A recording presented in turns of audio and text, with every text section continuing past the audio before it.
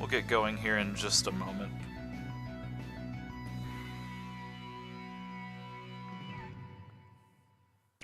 Mostly wanted that song to play through.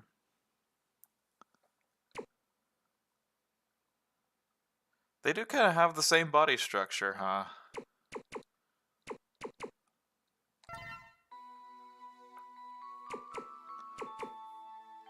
Alright, I'm gonna go ahead and get started with this.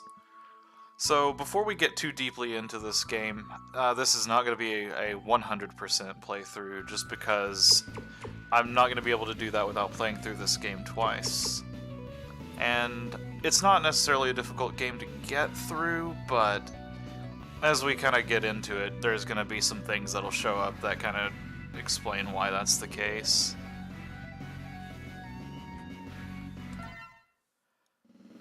But here at the beginning, we have to select who we want to use first. If you want access to any sort of charged weapons in the game at all, then you'll choose X first. If you want the most useless weapon in the game, you'll choose 0 first. So we're going to choose X even, like, no matter who we end up using throughout the whole entire run, we're going to be choosing X just so that we have that as an option.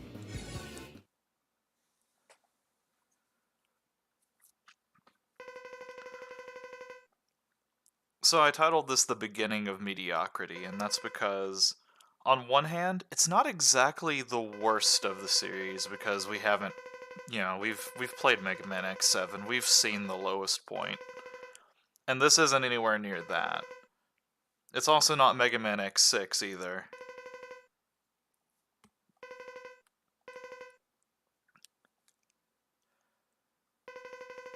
Trying to slow myself down through this. This is like the text I always skip through.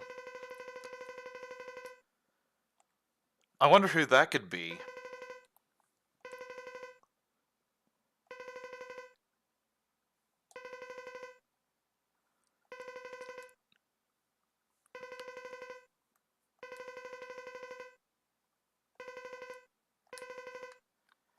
One thing that this game has a whole lot of, it is plot. This was supposed to be a send-off to the series. This was supposed to be like the final game and everything, but instead they wanted to make more Mega Man games, understandably, so that ended up not being the case. So for those sort of cinematic cutscenes, I'm going to be listening to all of those because they're at least somewhat relevant to story progression and whatnot. As far as the in kind of level ones, I'm not going to, just because they are just functionally useless and they are no fucking shit level tutorials.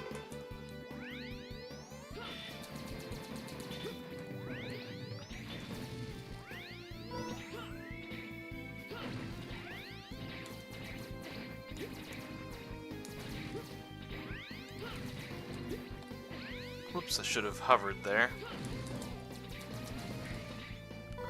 So out the gate we have the 4th armor here, and that's why we selected X first, because otherwise we get Zero's Buster as the other thing. And Zero's Buster is the least useful weapon in the game. That's gonna fall, so... there we go. So this is like one of the big complaints that I personally have with the game is every like 5 steps in a level, Alia is stopping you to tell you, hey, be careful of the obvious traps.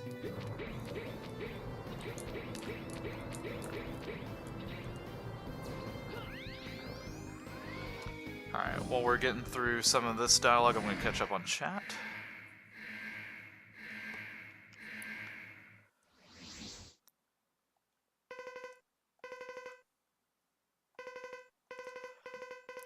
Yeah, I was watching a video on X6 recently, and it pointed out that they like super buffed up the Buster in 6 for Zero, but in this game it is the lemon shots are more useful.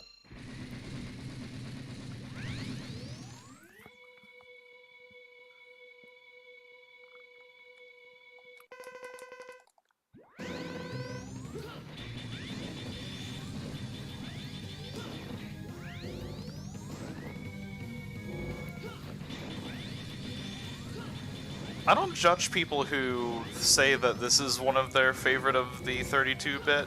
I personally think that X4 was the peak of that, but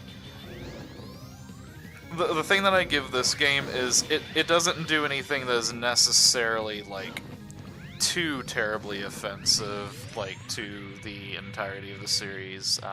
There are a lot of frustrations, but we'll kind of get to those as we go through.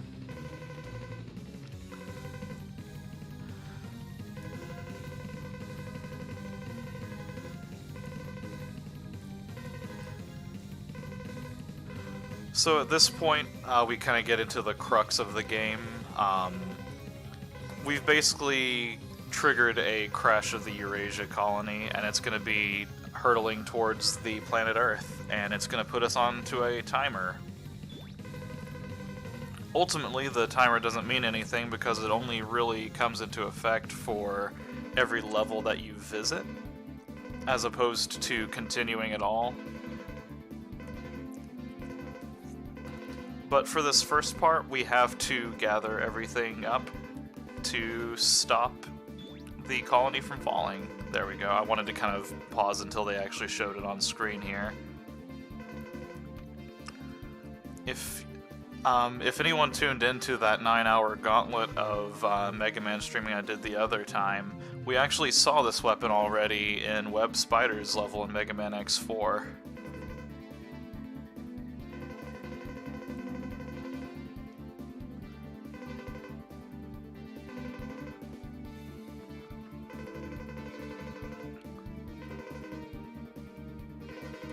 Yeah, and you bring up a good point about the characters. Like, they at least give them some scenes here to try and, you know, give them some sort of character. Whereas in Mega Man X4, they just kind of, like, dump Double and Iris onto you and expect you to just completely, like, fall on them.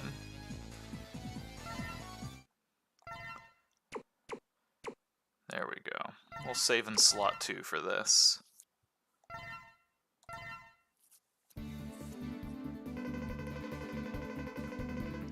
I'm not sure if it actually is Enigma or not in the background, but like in Web Spider they mention a secret weapon, and it looks really strongly like the Enigma.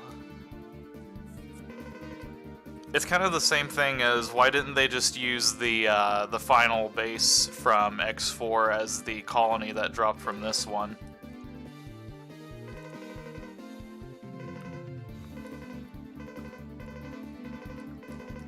So as they listed out here, these are the 4 Mavericks that I need to go after for all of those parts. But you can select from any of the 8 at any time. In the middle you can kind of see the 16 hours to collision.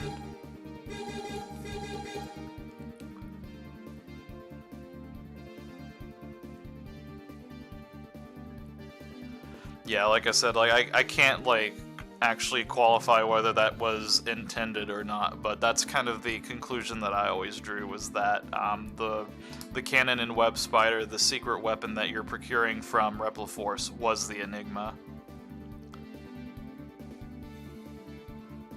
Final weapon almost exploded. Like, we do see it exploding in the credits, but we never actually get to see like the full ending of it.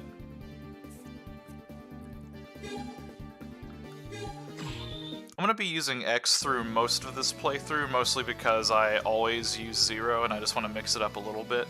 There's going to be like a couple of exceptions here and there, but I just basically want to pump all of my like actual life and weapon upgrade stuff into X.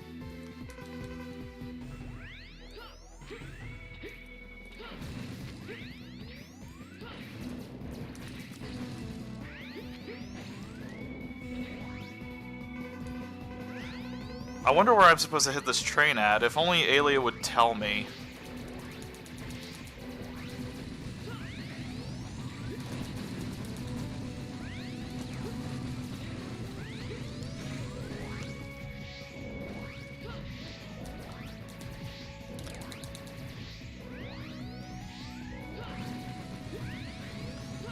One thing that the Legacy Collection does differently from the base version of this game is in the American release of this game, the Mavericks actually use the name of all of the Guns N' Roses band members because the localization person really wanted to just like, I don't know like the full story as to why it happened. Like they wanted to impress somebody, but like. It's a silly little thing, so like if you play the American version of this game, or like, you know, that kind of copy, you're gonna see different names than what we get here. Some of them are better, some of them are worse.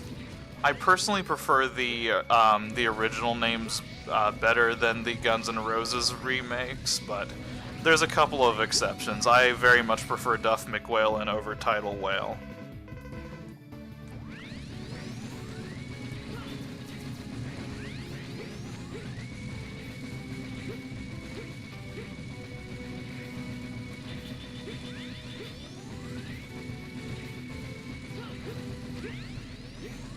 There's our first energy tank.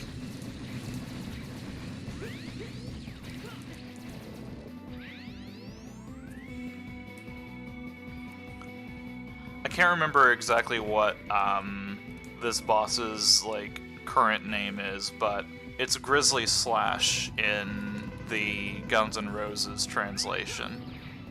I don't think I can. Okay, never mind. I can.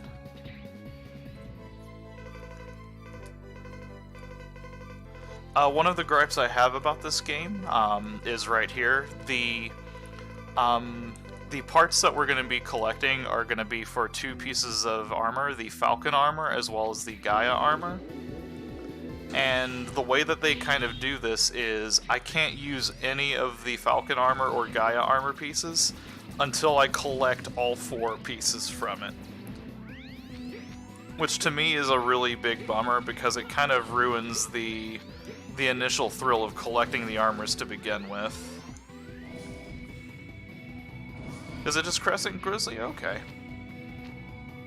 I'm kind of, you know, neither one way or the other whenever it comes to that versus the Guns N' Roses, since Grizzly Slash is the other way. Yeah, it is Crescent Grizzly.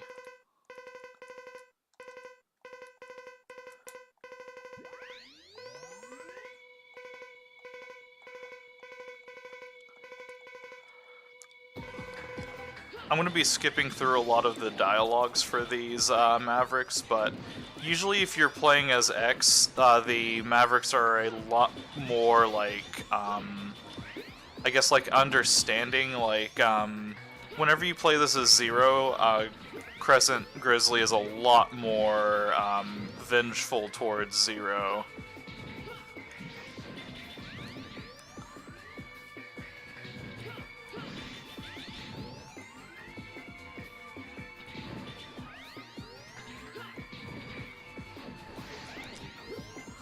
I'm gonna give like a plus and a minus of this game, like right here, right now, that can probably be seen-ish.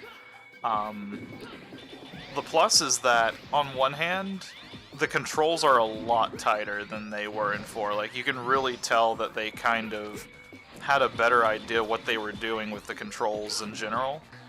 The bad news is I basically ate almost every single shot during that, and I was still able to take this guy down with no problem. And that's going to be a trend that, save for a few exceptions that are usually related to spikes in the arena, that's not really going to change too much for the regular Mavericks.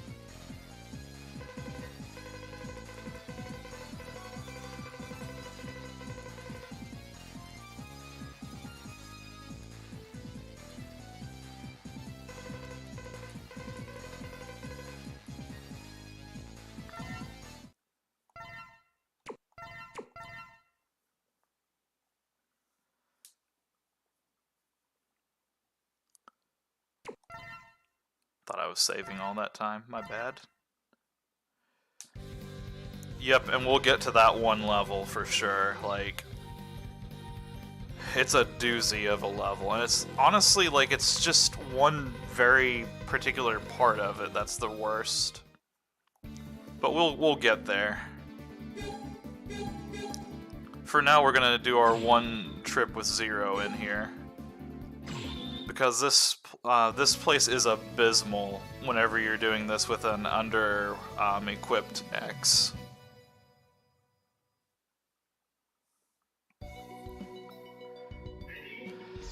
Actually, this auto-scroller gives me a lot of time to explain that whole entire concept about the Enigma and the impending second half of the game, the shuttle.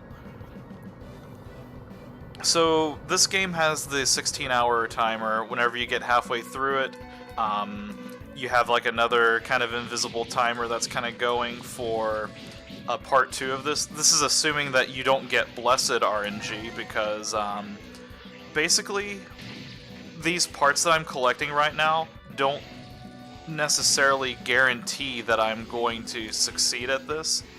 At the same time, they are not required for me to succeed at it either. What that means is I could just go and fire the cannon right now, and it means fuck all, and I could have a chance to actually successfully get the cannon to fire off. And there's no rhyme or reason for that. Like, there's no, like, prompting for it, aside from the more parts that you collect, the more likely your RNG is to actually allow that to happen.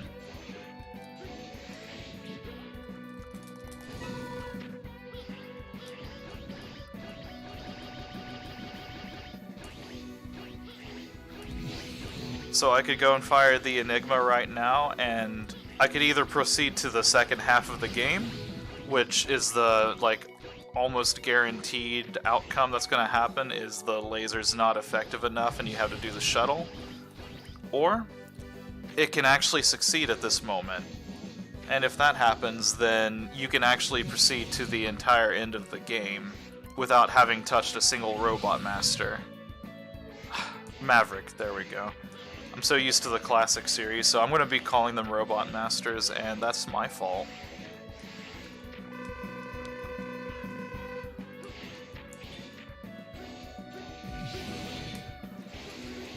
In case you were wondering if the Zero Saber glitch is still present, it is in this game until you collect a certain Maverick's ability for him.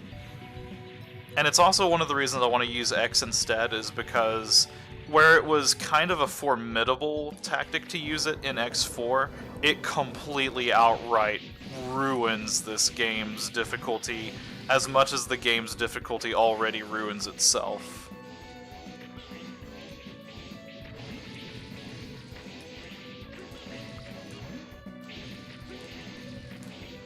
But yeah, as we defeat these Mavericks that are part of the required list to collect the parts for the laser, this, like, it is basically, like, supposed to canonically not succeed.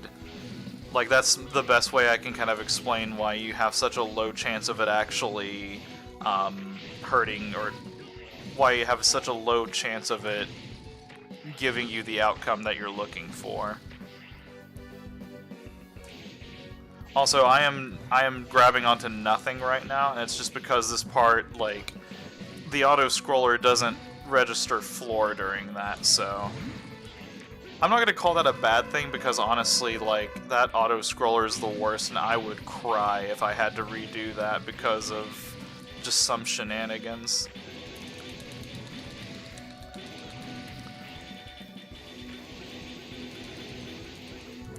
To get this Saber glitch, by the way, in case you didn't watch that 9-hour video where I actually played X4, all you do is you cancel out your sword slash. If it, like, I'm holding right as I hit the slash, and it just causes the sword to go through the full animation, but you can dash at any point during that animation and cancel it. So all I'm doing is crab clawing the dash and the attack buttons at the same time. And you can just basically infinitely slash your sword, which murders bosses.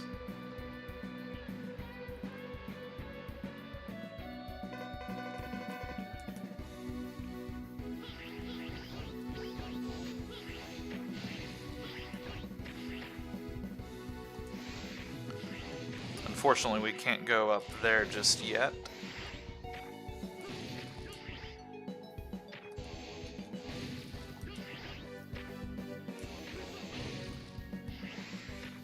We also can't go up there just yet.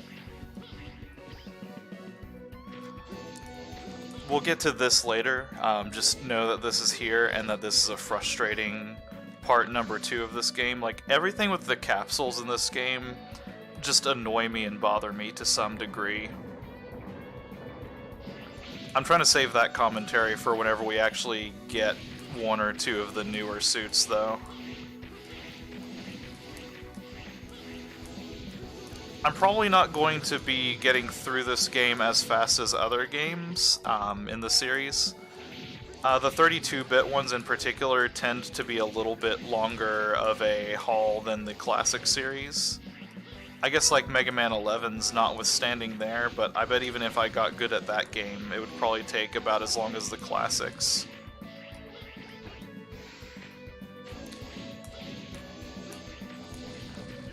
I'm definitely more of a classic Mega Man than an X player, but even the X games that I do play are usually the 16-bit installations.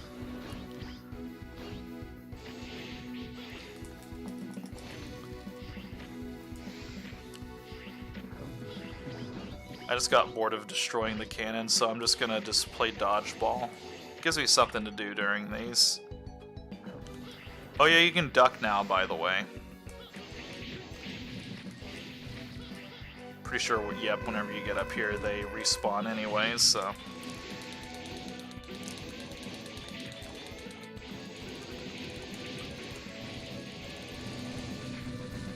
And there we go.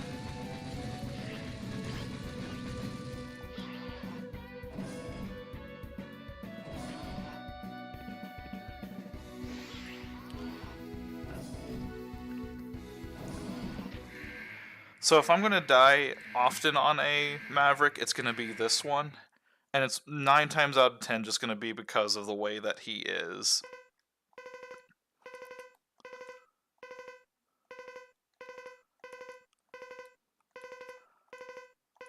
Okay, so Tidal Well's a little bit more amicable to Zero than some of the other ones are.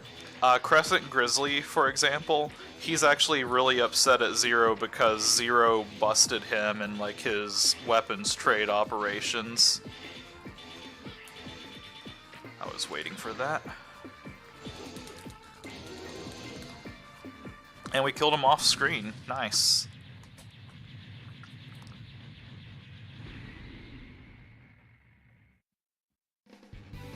I'm actually gonna be right back really quickly. I need to check on my little kitty cat.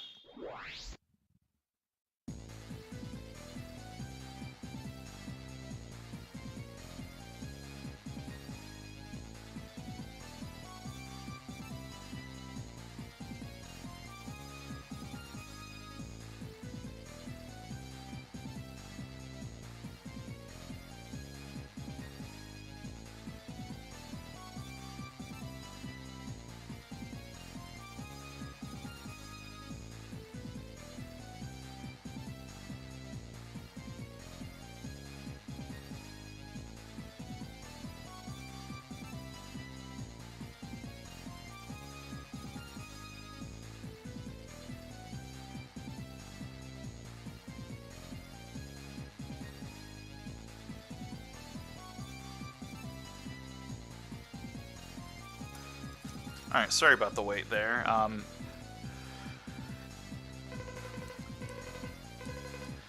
Anytime that she's quiet for too terribly long, I just get worried, so I have to go and check on her every now and then.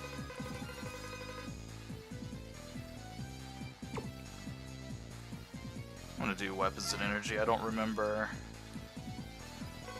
The way that you get parts in this game is really messed up, and honestly, we probably won't see them until the later half of the game if my knowledge of the mechanics of this are anything to go off of.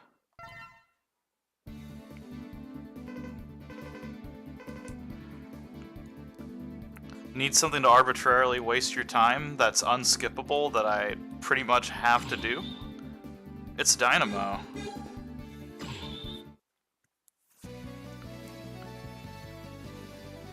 He shows up to give you a boss fight in quotation marks.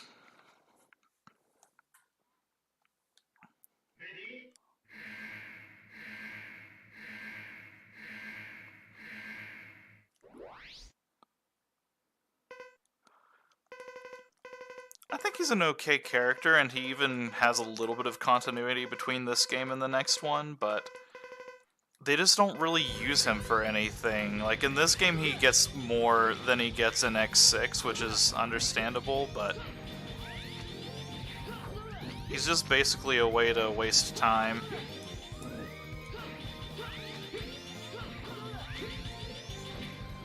Oh, come on. See, if I were good, I would be dodging that.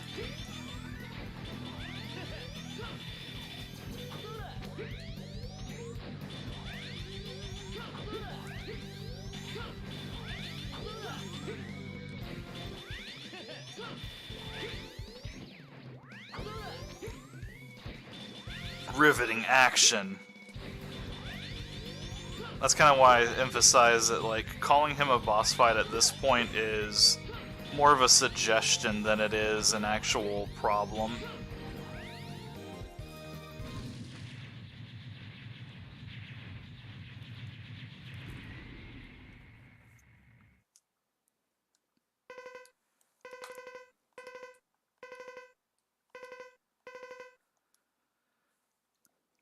If I remember correctly, that's actually the big point about him is he's not actually trying to necessarily stop you from firing off the Enigma. All he's really doing is just giving you a hard time, and just he's kind of more like a he's kind of more like a bounty hunter in that sense, and oh boy. Ready to see me game over a lot? Anyways, as I was saying, so basically, like, his whole entire deal is that he's just trying to slow us down, like, just because he was paid to do that, not necessarily to completely stop us. I might be reading into that wrong, but we'll see. If you don't move there, by the way, like, as soon as the ready text is still visible, you're basically fucked. There's the first of many. I am not good at this section, I will tell you that right now. If it looks like I'm good at this section, it's a lie. You pretty much do not do this section well unless you just, like, practice, or get hellishly lucky. I missed one, so I just went ahead and died there.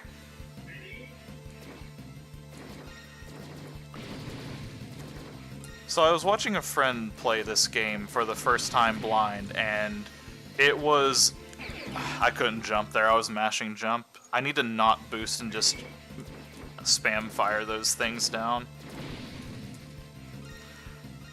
And it was very disheartening to watch, just because it's like, I could tell that the frustration came from just the bike, more like the bike physics than the actual stage itself.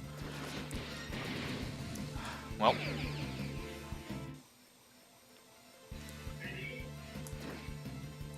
The screen moves incredibly quickly, and the bike controls, while not the worst in the world, leave a lot to be desired. As an example, whenever I made that jump, I must have pressed back before the jump, so it actually made it to where it was not possible for me to shift my direction beforehand.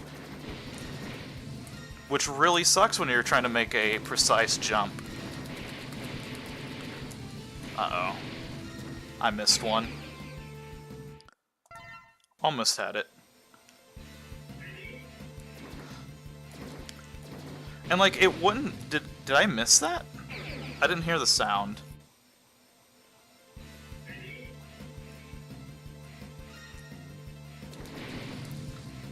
There we go.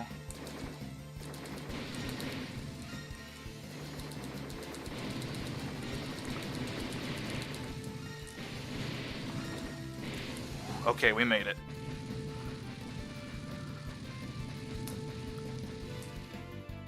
Yeah, the hitboxes for those are really wonky, and honestly, like, the big improvements they could make to fix that section are giving you a lot more screen real estate, maybe make the bike a little bit smaller, or just better telegraph what's going to come up instead of making it a memorization puzzle.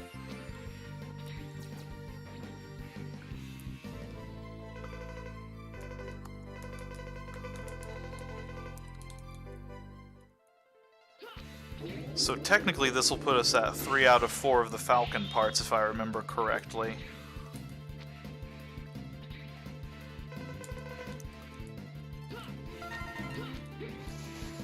Those enemies are annoying, so where possible, I'm just going to ignore them.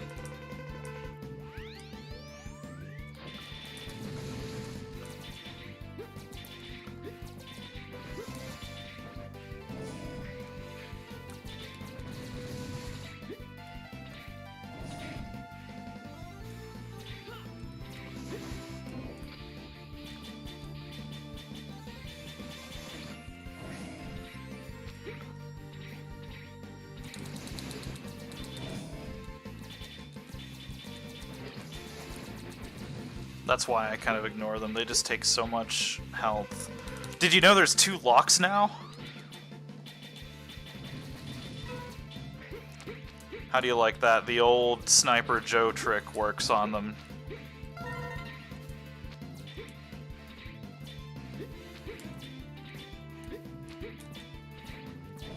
Whoops, I accidentally hit the gate instead of the actual switch.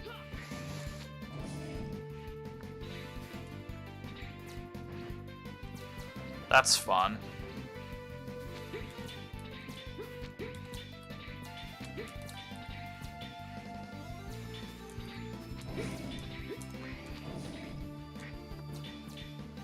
There's not really an easy way to deal with those aside from just trial and error and just learning the best way to go about them. It's not the most punishing thing in the world, but it's definitely a puzzle that I feel like missed a little bit of the potential it could have had. How about that dodge? I didn't really need to dodge those, but it just felt fun to do. Alright, that's not the fun one.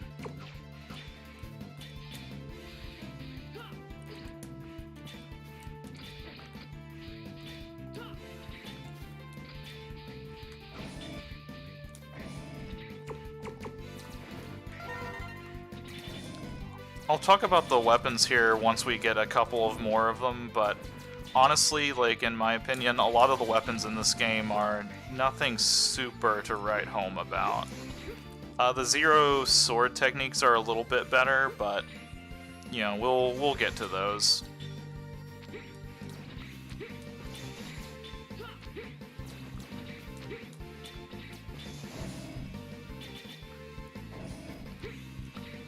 For now, we've got Squid Adler. Or Volt Kraken if you're not using the Guns N' Roses names.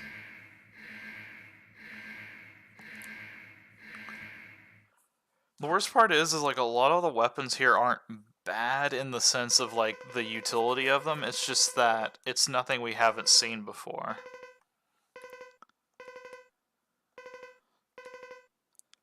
Oh yeah, Volt Kraken's not too happy that we killed Launch Octopus all the way back in the Mega Man X days.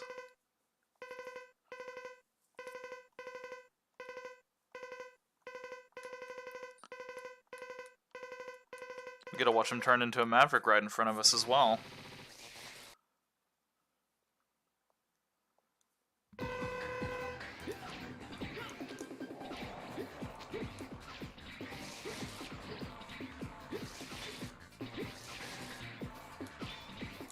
Something that's kind of peculiar about the way that this game handles weapon weaknesses is it's not so much like it is a weapon weakness, but for the most part the weaknesses in this game don't so much actually do a considerable more amount of damage as they do interrupt the boss's cycles.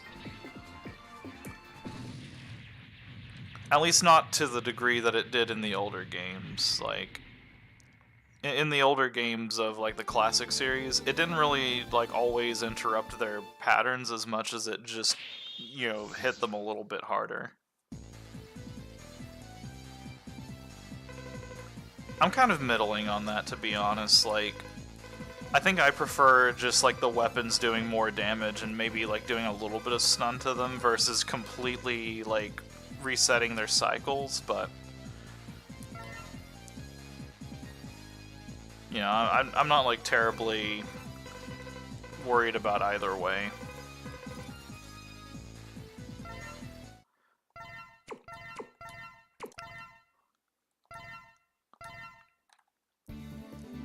It's just worth mentioning because this is the game that is the most notorious about it. Let's see. I'm trying to remember, where is the one? I think we can get the... I think we can get it in this stage.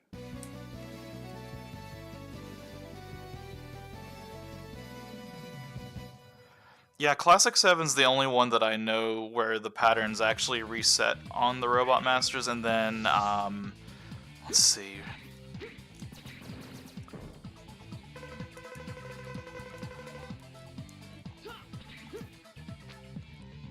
I wonder if I can sack a life and just get this. Nope. I tried.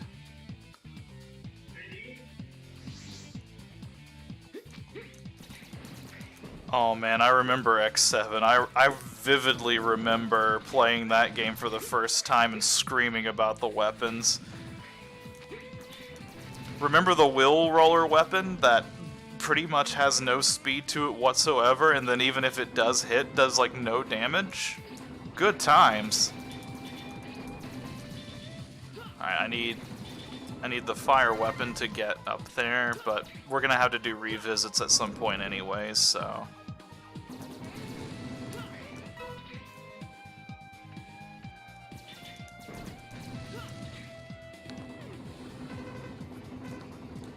Hey, you know the only logical way to progress through here being these falling platforms? How about you try using those as platforms, Megaman?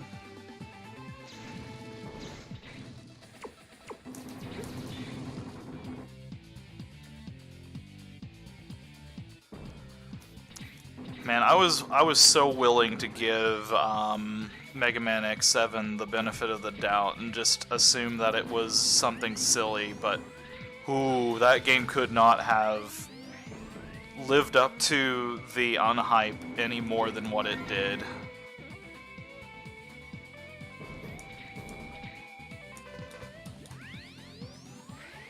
I'm not gonna make it. Okay, I made it.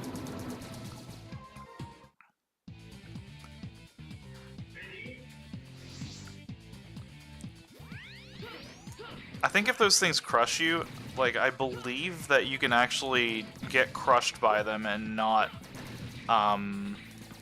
get too badly banged up from it. Like, I think it does, like, a chunk of damage, like, more damage than anything else in this game does, but... you know, nothing that will necessarily one-hit kill you, I don't think.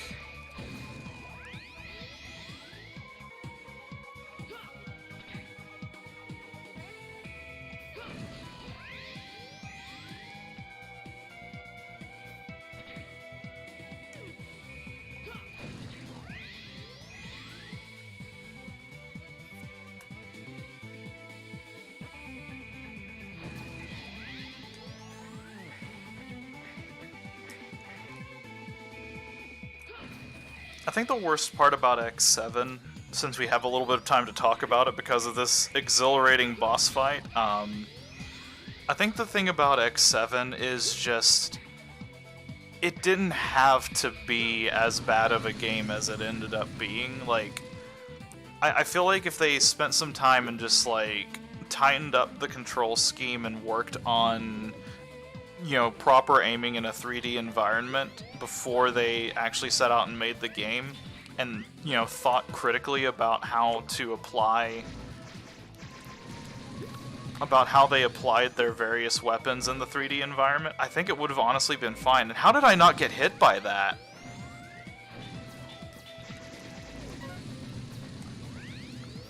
Now, I am doing this for a reason, because... one of these security systems contains a path. I believe it's this one. Yeah, that's the one. And that's where we get our arms for the Falcon armor.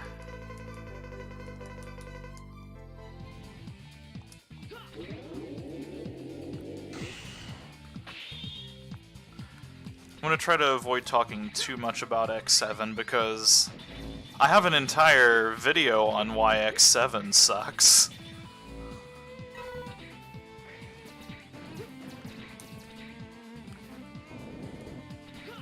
I don't know if it comes through properly through me playing through this or not, but like, it's not a bad experience in terms of like the like kind of gameplay and stuff like that, but you know, easy is the go-to word for a lot of things in this because there's not a lot of consequence to me hitting those security systems. There's not a lot of issues with me just like blindly like rushing through a lot of these.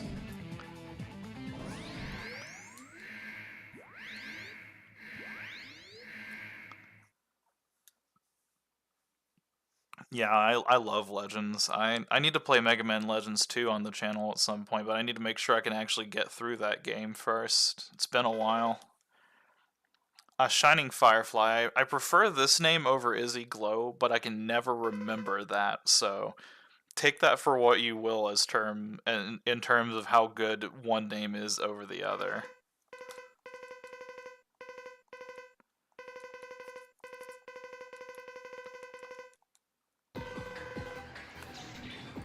His fight without the weakness is actually somewhat decent, and I'm actually gonna stop weakness chaining him just to kind of represent that. Like,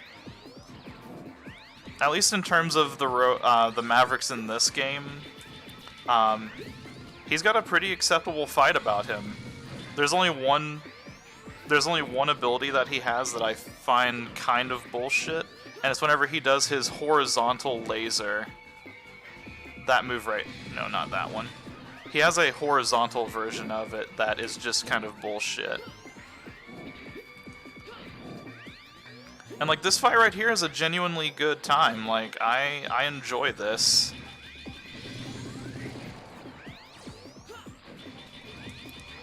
That's the one. If you're not directly under him whenever he does that version of the laser, you basically don't get to dodge it. Oh, I guess you can dodge it up in that corner there, but it doesn't look like you should be able to.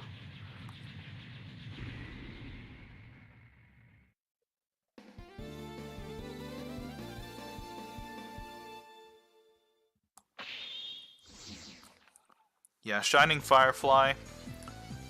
He's probably, in terms of Maverick boss mechanics, he's probably my favorite of the 8 Mavericks. He's not my favorite aesthetically, but he's definitely got a good fight about him.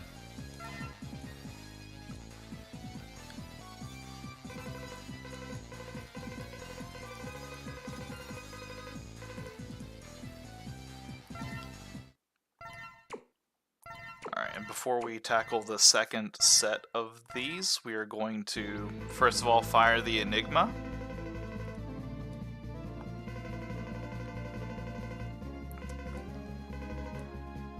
The thing that I remember about Mega Man Legends 1 and 2 is you can trivialize most of the endgame if you get the Shining Laser.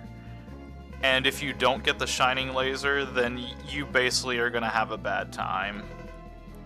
And they actually nerfed the Shining Laser, if I recall correctly, in the second game.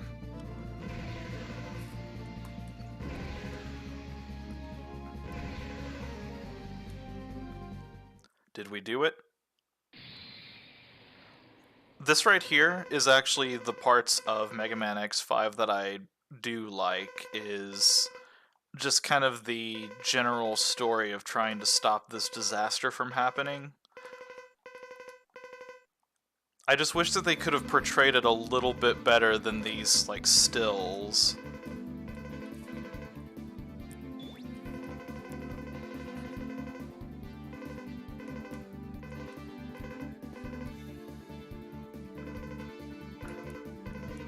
So now we fight the second half of Mavericks to get the parts for the space shuttle to ensure that that's going to go well.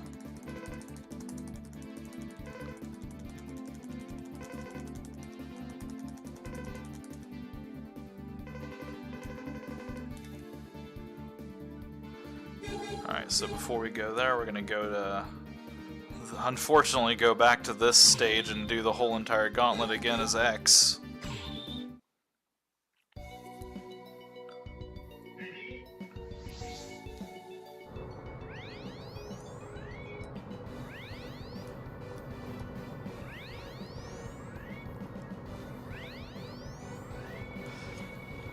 Whenever you said constant typing noise, it actually got me very, like, self-conscious. I was like, oh god, is typing coming through on the mic or something like that? And then I realized, wait a minute, I'm not typing.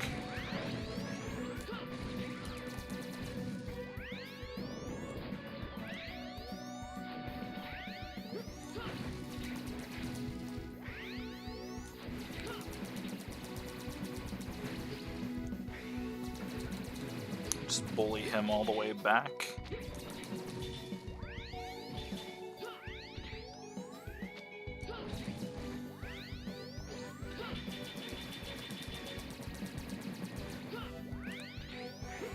No real reason to do this aside from just killing time in the auto-scroller. But yeah, like the constant chat scroll of the text scrolling by the screen, like that definitely makes the delivery of the cutscenes in this game really rough.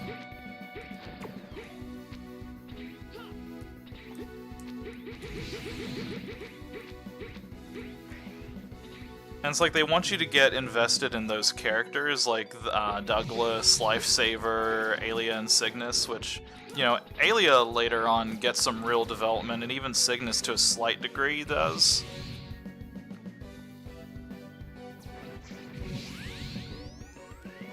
But it's just really, really difficult to, you know, get that proper development all the way, like, fully conveyed here, just because of the text box spam.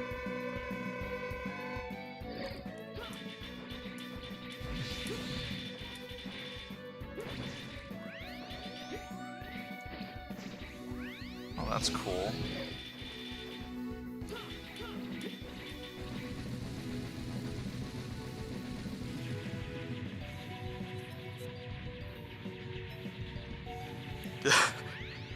Yeah, they're all speaking the same language. They're just going. It's brilliant. I never thought of it that way.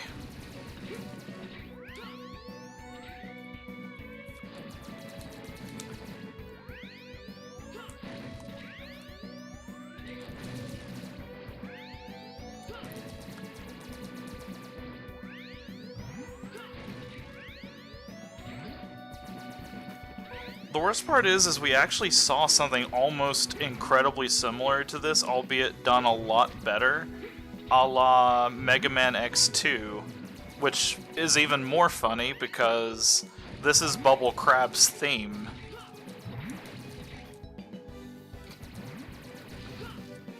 I haven't talked about the music in this game too terribly much, and there's some good tracks on here, genuinely, like...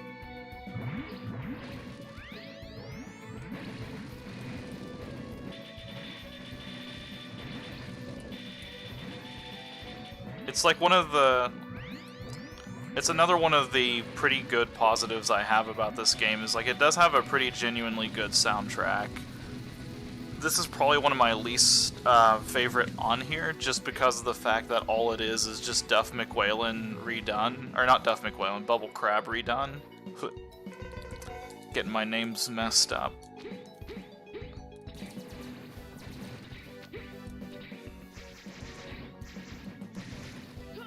I can't remember what weapon it is that gets up there.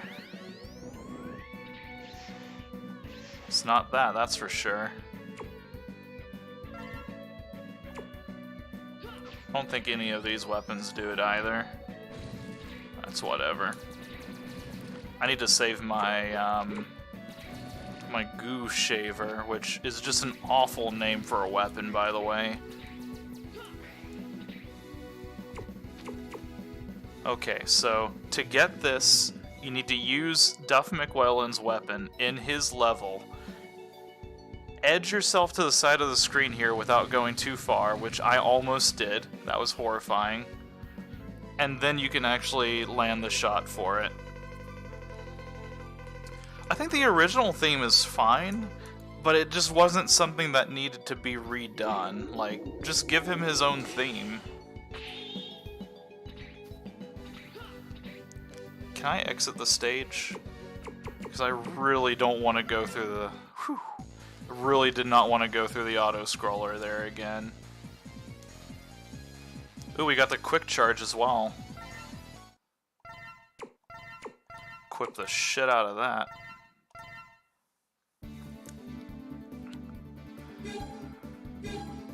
I can't remember who we're supposed to fight first in this group.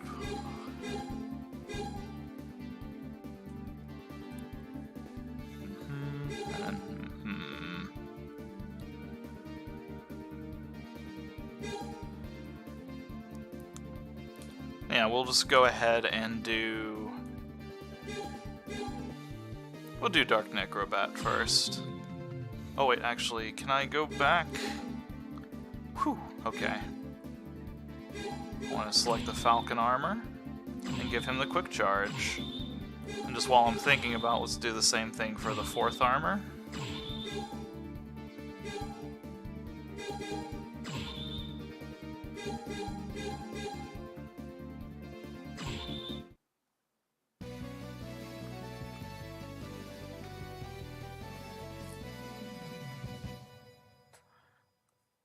Dark Necrobat, I actually do prefer the Guns N' Roses name, Dark Dizzy.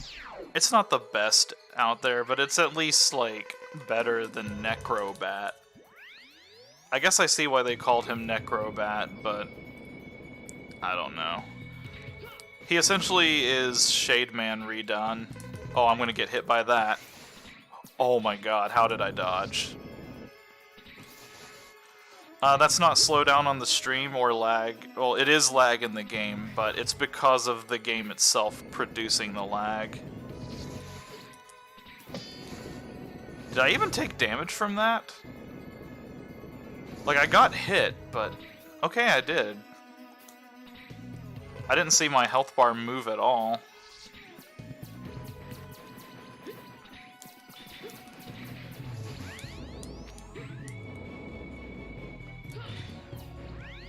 So the Falcon Armor, I need to address that while we're here. Actually, I don't want to address it while we're in this area. This is just the worst.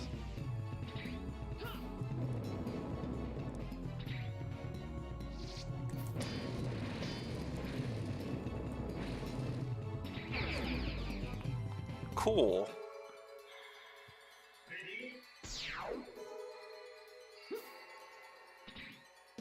Isn't he supposed to be a prototype zombie maverick or something? I don't know what the backstory from him is, but he does a callback attack in that he summons the batons.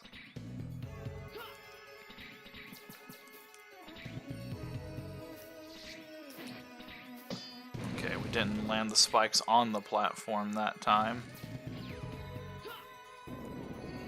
I think at this point I don't need the platform anymore because I can just... I think I can just fly the rest of the way. Yep, there we go.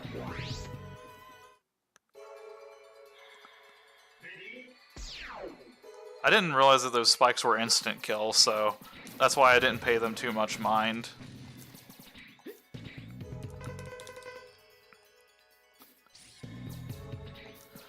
So the Falcon Armor. I can fly around in any direction for like 5 seconds, I believe. And then the charge shot is this sort of needle attack. It's a very thin but a pretty decently powerful shot. If I remember correctly, this is the one that I need to re-reverse gravity on. Yep.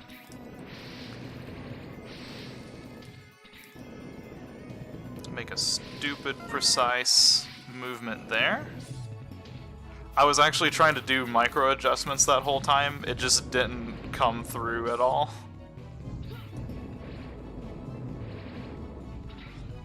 So the Falcon Armor really busts the hell out of this game. Oh no, oh never mind, I didn't fall into a pit and died.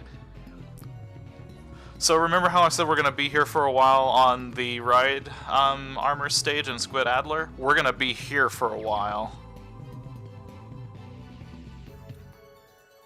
Oh my god, did I just first try that? Whoops! That is a lot harder than I just made that look.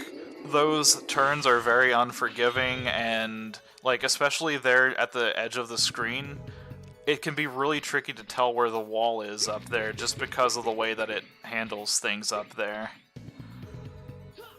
And, like, your health bar is, like, not in the way, but, like, it just really distracts me whenever I'm trying to make that, so it's just not good. We're going to further emphasize the triviality of the bosses in this game.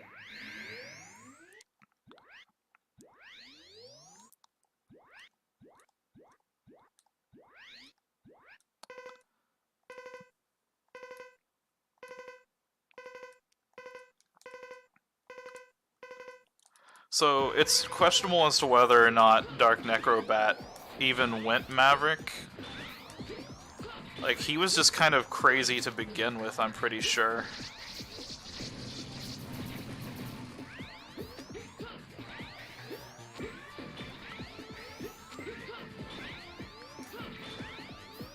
And see, if I had the 4th armor whenever he did the bat summon, this would be even easier because the plasma shot would just persist and destroy all the bats without even doing anything to him.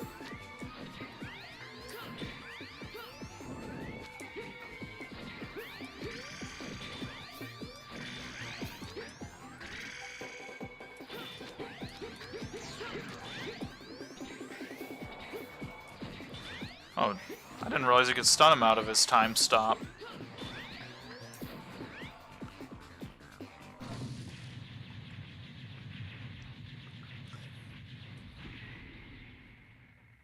Usually I just take the hit from the time stop because damage is irrelevant in this fight.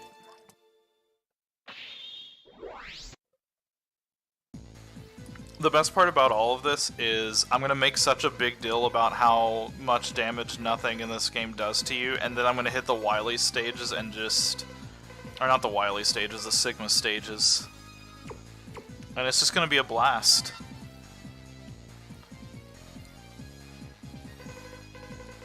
I'm glad I got the Shot Eraser. So, you randomly get to select parts at that point. And if you choose life or energy, weapon energy that is, you get a different upgrade depending on what you see. Also, Zero is being weirded out by the fact that he has the Sigma virus and doesn't really react to it the same way that X does. You'll also notice that I took a couple of the Sigma heads during that last place that we were at, and they really just don't factor into the game at all. To say that they're inconsequential is an understatement.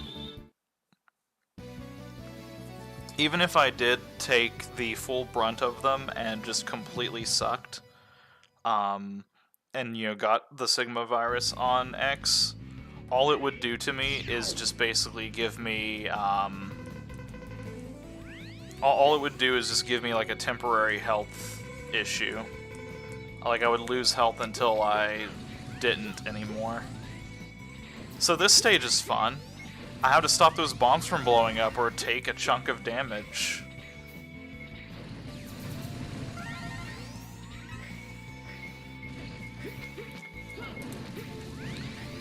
I was actually lucky on that one.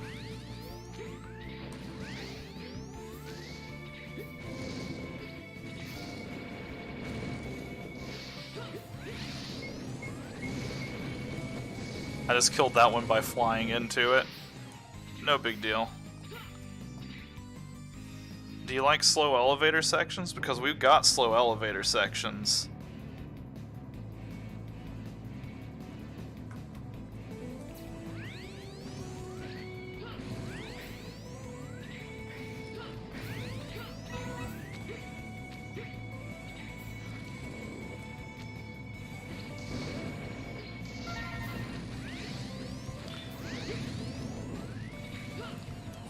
Something I should mention about the Falcon armor is having it means that you no longer have an air dash, but how much does that actually mean whenever you can just fly for 5 seconds infinitely?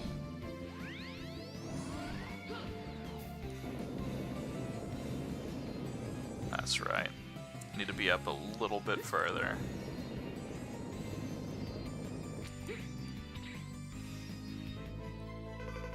Uh-oh. Well, this is awkward. Oh no, my virusless run.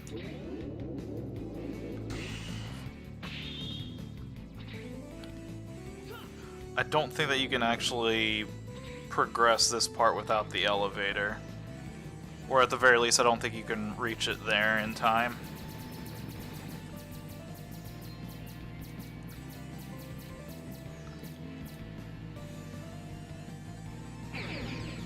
Well, I think that might have been my fault because I was wiggling. Yeah, okay, I see what happened. I was wiggling too fast and I hit the dash button. We're just gonna have a stare down with Sigma here. I'm really worried about game overing. I've only got 8 lives left. So it's really gonna be just a struggle to get through the rest of this game.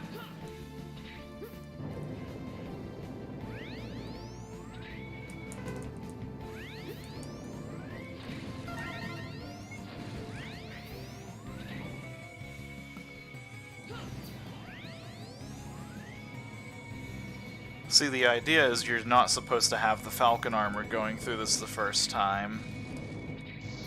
So you're not supposed to just be able to get up here and do all of this instantly.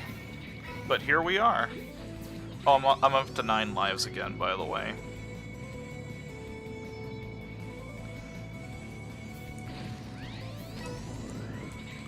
So I'm definitely going to meme on the fact that you start back at the checkpoint that you left off on, and I will make fun of it, but I actually don't mind that terribly much for this game, just because, honestly, like, the first Sigma stage, that's all I have to say, is just, that is a nightmare. So, continuing at the boss rather than continuing at doing the puzzle again, like, I will take that.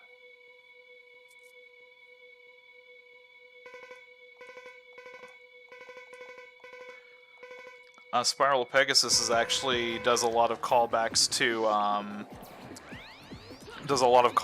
to the previous game because he mentions Repliforce and Kernel.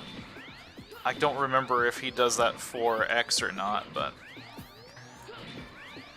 oh, and he's also one of the Mavericks that you more or less do have to fight on his own. Remember Storm Eagle?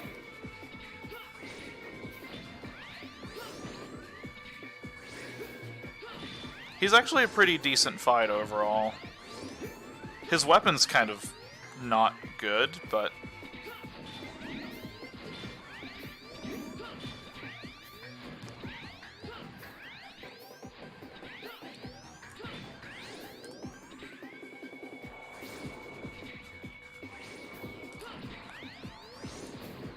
got him.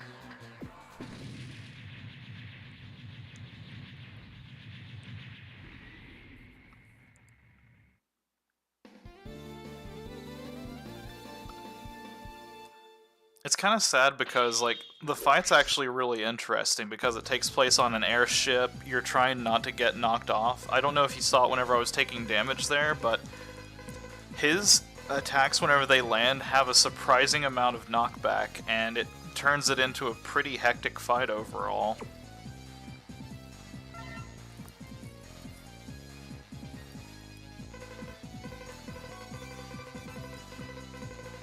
In case you're wondering what my logic for picking the parts is, I'm kind of just sort of going back and forth between them without any sort of care as to whether I get life or energy for my weapons.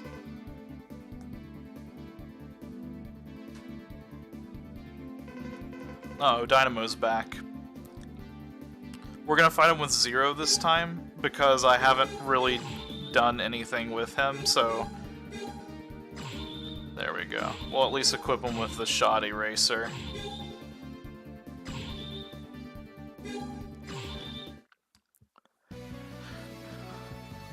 So again, Zero is basically at his complete base, and like, you know, his base level with none of the power-ups that I've collected, and we're gonna do the harder version of this boss fight.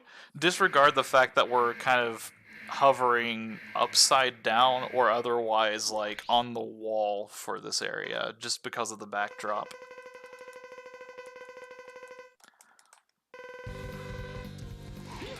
Oh, that's right, I forgot. We got the thing that kind of ruins Zero's fun in the game with his like infinite combo. Not that it matters, Jesus, I just no damage to that.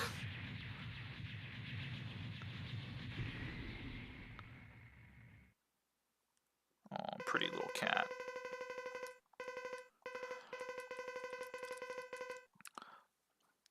So yeah, Zero's saber in this game kind of shreds the entire, like, everything up until the Sigma stages, basically. And then even then, I'm pretty sure it still murders them bad.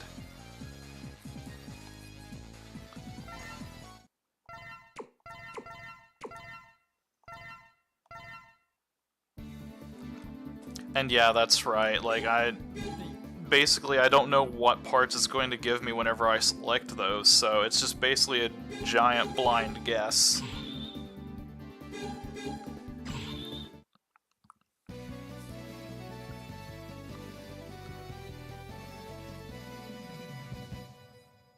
Burn Dino Rex, that was the non-Guns N' Roses name. I do prefer that over the Guns N' Roses name.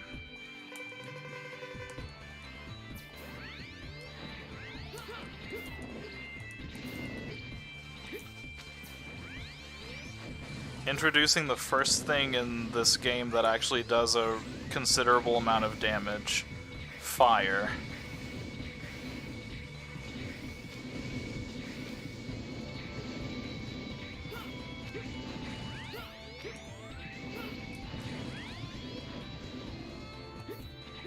Overall, it's a decent level, though.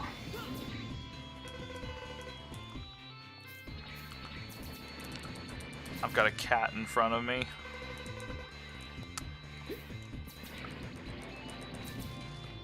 I can't remember if there's anything to the left over here, so we're gonna sacrifice one of my 9 lives to figure out.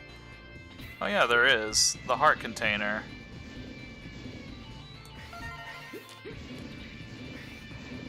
Aw, how come no 10th life?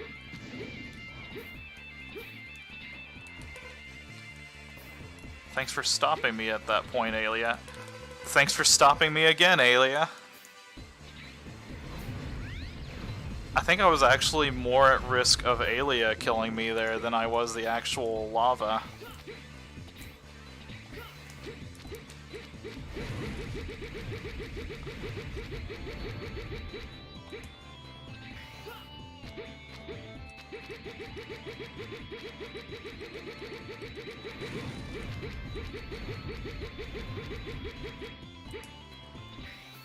I will have to check chat in just a moment. I have a adorable kitty cat blocking my view of it right now. She can't help it that she's adorable, she just is.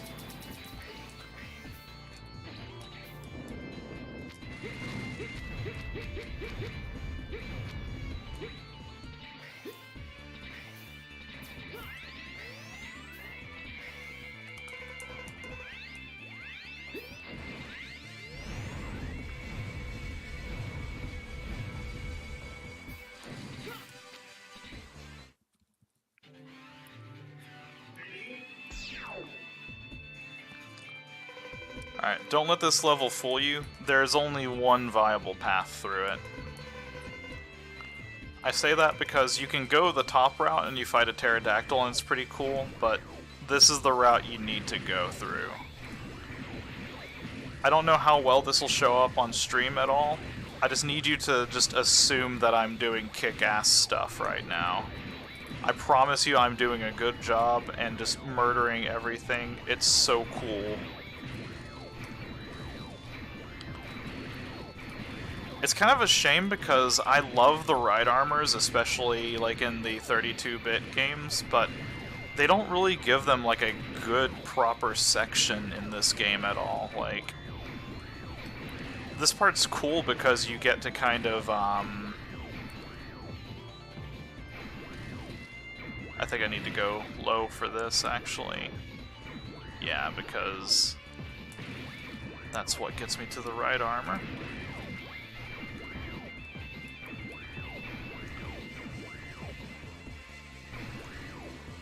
Well, I tried to jump out, but it didn't let me.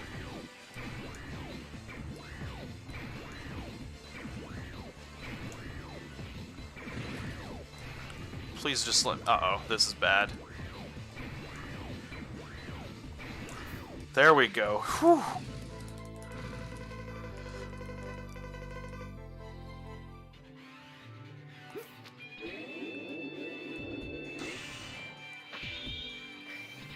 Alright.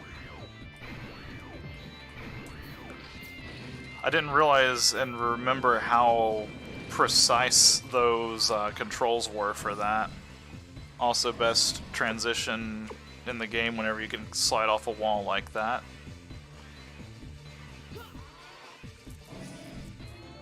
We'll use the Wing Pegasus weapon just because X actually does a decent amount of damage with it. I'm only going to use it once, though.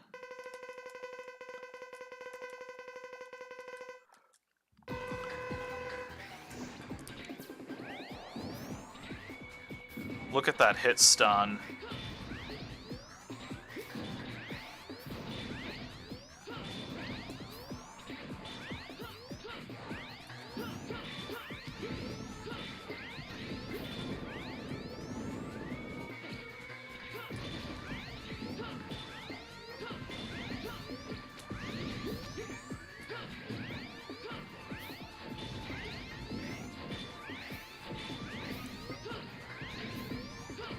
I actually do like Burn Dino Rex's aesthetic. Like, I think he looks really cool in this.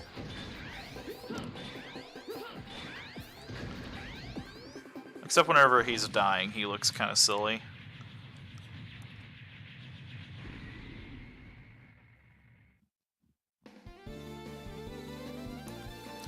Yeah, so far a lot of the gimmicks that I've been worried about taking a long time really haven't been happening so far. We're not out of the woods yet because we still have, like, at the very least one bullshit part that I still need to get through.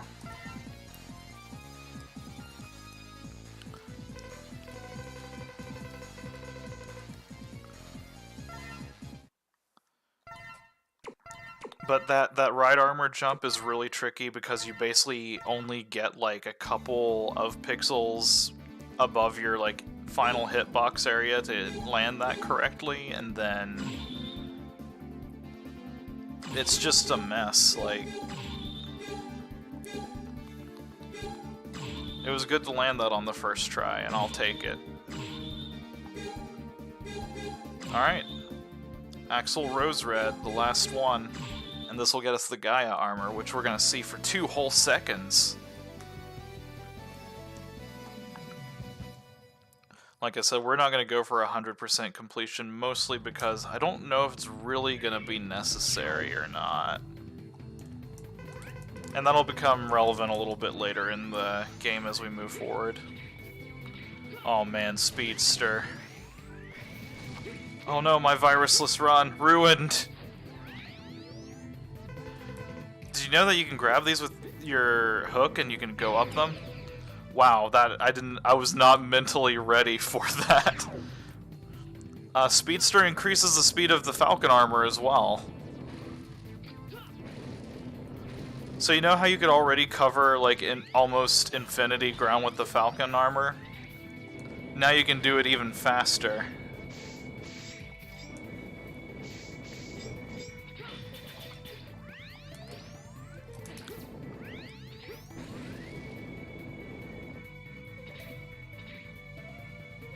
Now there's a part that I need to be careful of here because there's that. This is what I was getting at coming up ahead.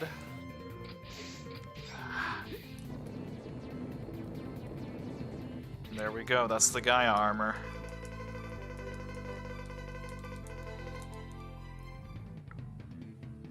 I love how awkward the platform is for that too. Like, that is such a weird way to position all of this.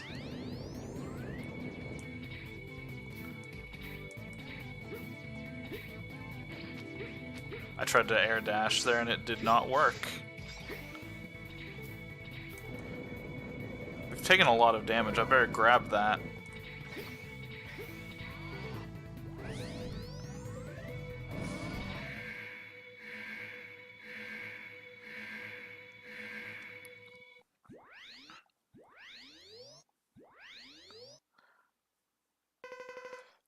Spike Rose Red definitely wins my award for my favorite design in the game. I don't know what it is about the plant-based Mavericks, but like, I'm sort of 2 and 2 on them whenever it comes to preferring like their designs.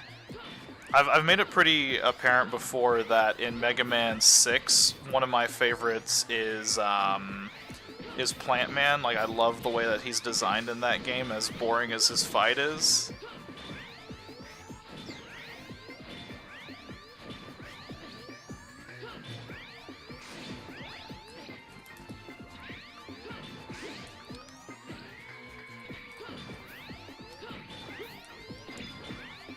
And Spike Rose Red, he's just got like a lot of cool stuff going on with him. It's just a shame that this game is way too easy to worry about taking hits. He was starting to do an ultimate attack there, but I just told him not to. I asked really politely.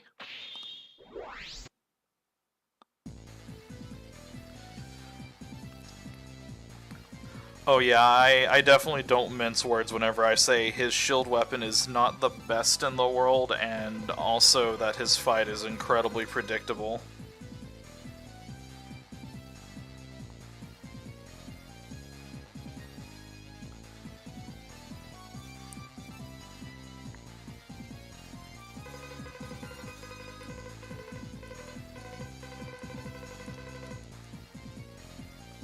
We'll do energy this time, because why not?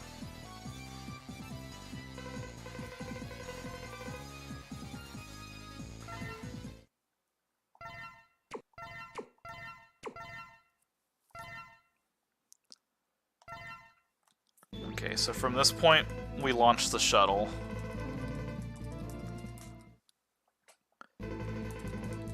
So here's the best part about this. I collected all 8 components that I could, and I did it almost as fast as I possibly could. So you would think that this would have a 100% chance to work.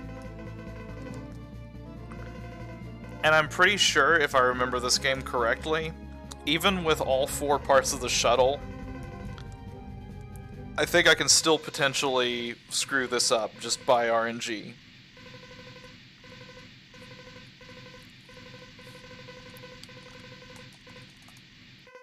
I said I was gonna try not to skip through all this text, but there's so much of it. I think we actually made it this time. Yeah, we did.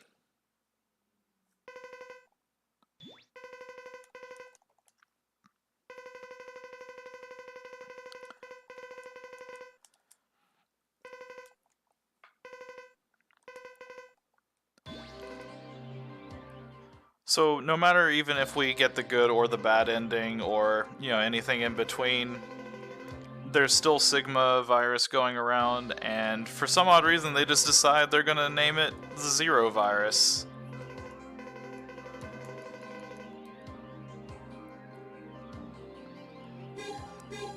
we'll briefly show off the Gaia armor just because we went all of that way to get the Gaia armor. We should at least try to use it.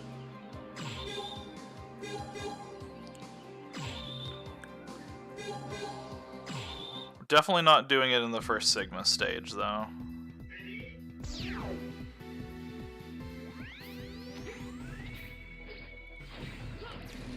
So the cool thing about the Gaia armor is it hits a lot harder, although your shots are not full screen.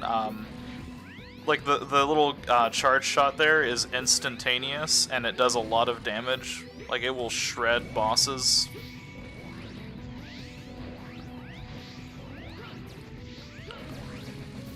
The downsides are the armor is a lot slower and can't take any upgrade slots.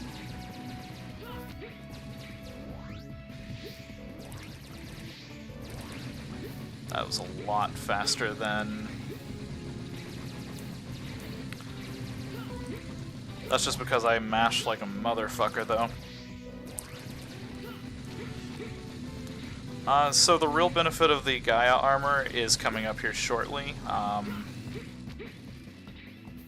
There's spikes on the top of that, and what we want to do is get up here and just walk on them.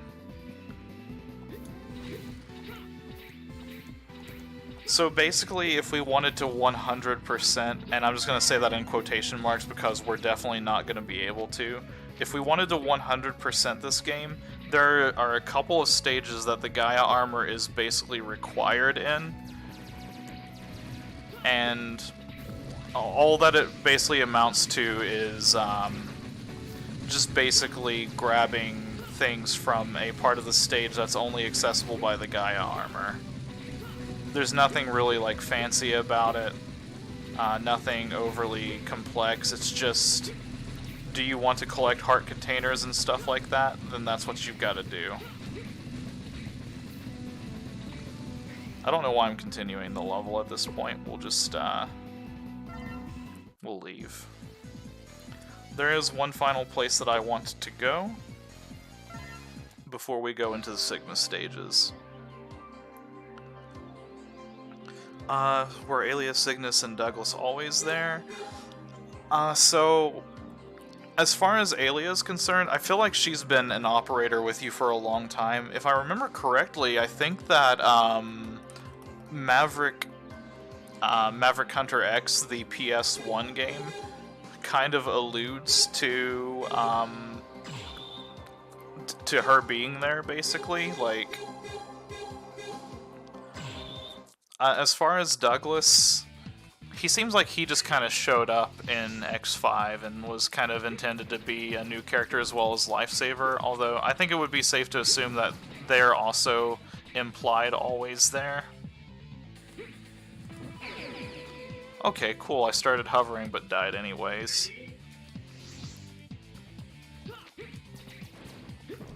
Yeah, and it's not so much an I don't know where they're at, it's just more of a lack of motivation. Oh, I'm using the 4th armor, that's why. I thought I was using the Falcon armor. I forgot I switched to the 4th armor on this stage just in case I needed the charged weapons. Let's see if I can get that with the... Yeah, there we go. I have enough lives to spare for it. And honestly, like, later in the Sigma stages, I am going to need some lower lives to do what I plan to do there.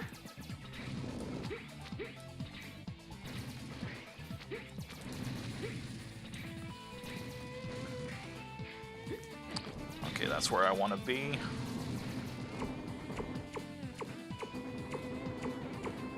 There we go.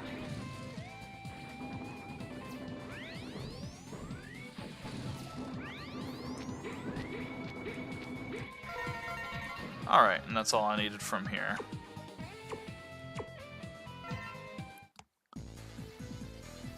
But yeah, like, it's not so much that the parts are necessary for collecting, and it's not that I'm just not sure where they're at. It's more of a intentional choice of I would rather spend my time just getting into the Sigma stages rather than collecting like a couple of more heart tanks at this point. there's a much better thing that doesn't require me to have all of the heart containers anyway, so...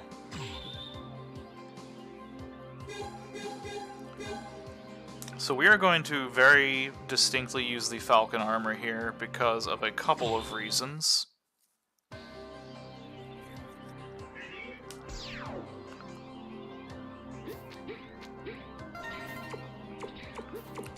Don't mind me while I find a specific weapon. So Mega Man X5 was a series of callbacks, and this part right here is the most indicative of that. Whew.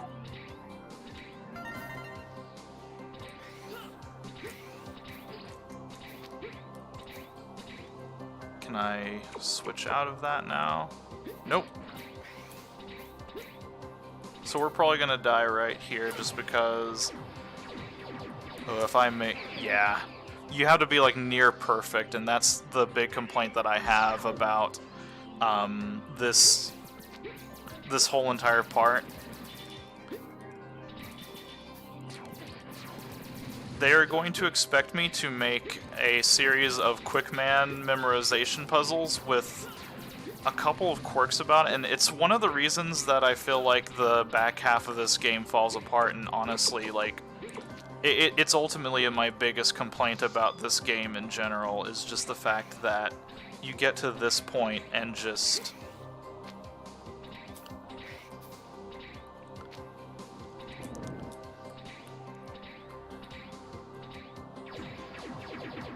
Sorry, I wanted to really concentrate through that. It's just really punishing, it's unforgiving, like right there, I just did a dash jump and it just killed me. Luckily, we refill our weapon energy, so I'm just going to ignore this part now. And it's not difficult whenever you do this, and like it still is, but it's just something that shouldn't be necessary, and it just ultimately ruins the experience. So you made it through that difficult puzzle, and now you've made it to the boss of this, and it's another throwback.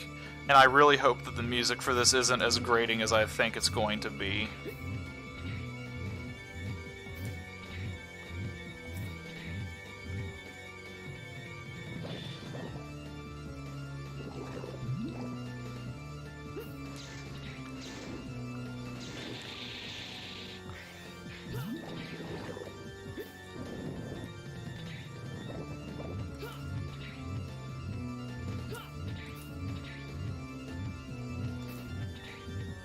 So right now things are pretty okay.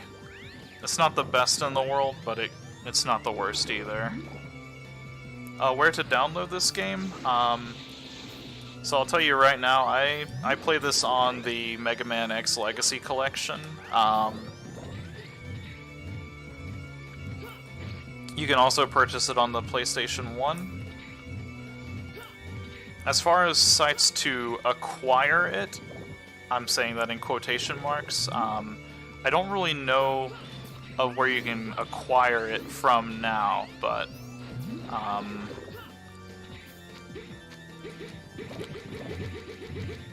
not gonna do that.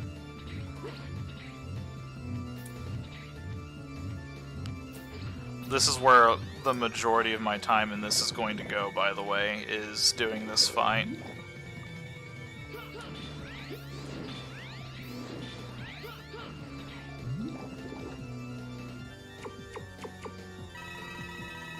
Just doing that as a precaution.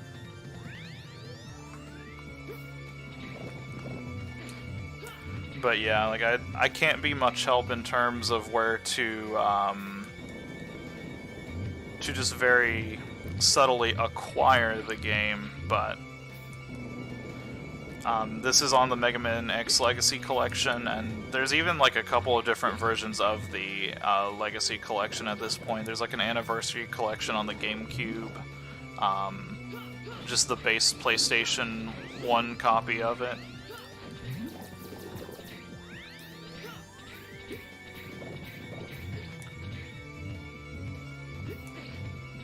Got my pattern missed up there. The thing that makes this really dumb is that it's really hard to tell what kind of he's doing with the pattern of that just because of the way that the screen's positioned. Also, I've stopped using the weakness because it's just more damage to pelt charge shots into him than it is to do it otherwise.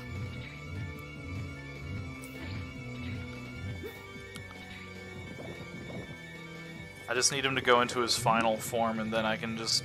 Yeah, here we go.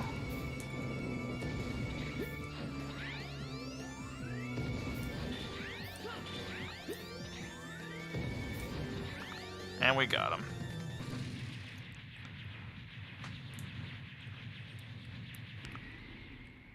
This fight is hell as 0, or if you're using the 4th armor, because it's a lot harder to dodge some of those attacks and you take a little bit more damage as a result.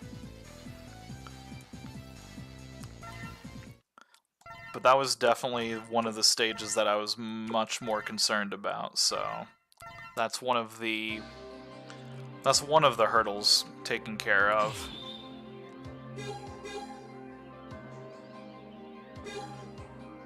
I'm gonna do this stage with this armor because I think this is the stage that I want this for.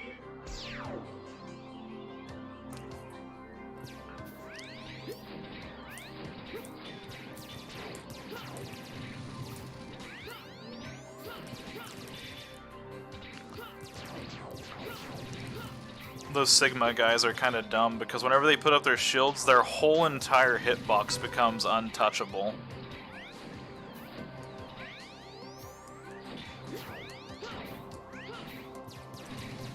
Yeah, it's definitely better for me to spam fire them than it is to do anything else.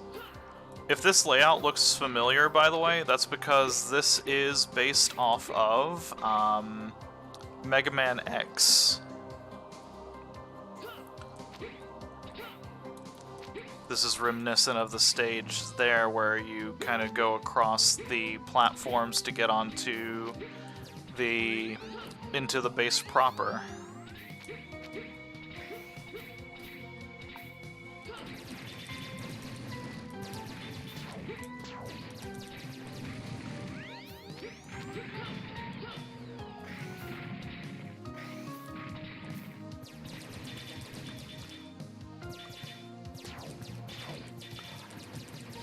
What's really unfortunate is I do genuinely like the Gaia armor, it's just that it has so few uses by the time that you get it, since it more or less requires you to have the Falcon armor.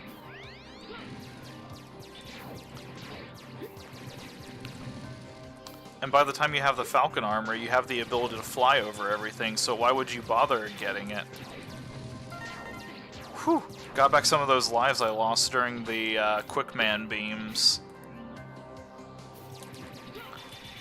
I could technically skip these guys, I'm just contrarianly just dealing with them.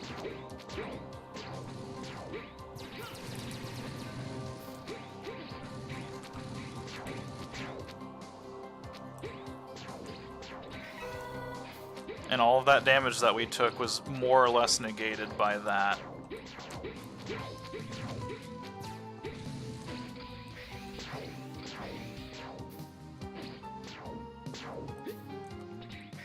I can't remember, do we get a full life restore? Yeah, we do.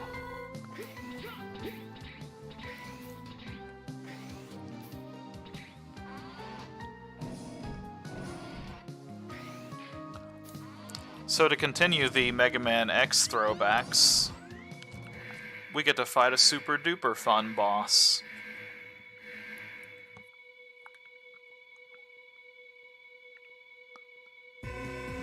It's a redo of the Rangda Bangda fight.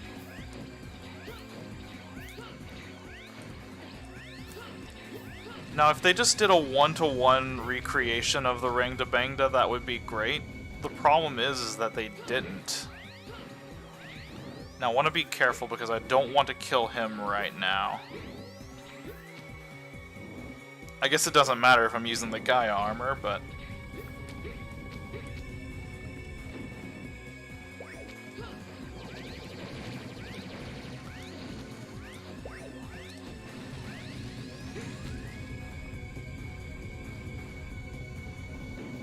And that's why I wanted the Gaia armor for.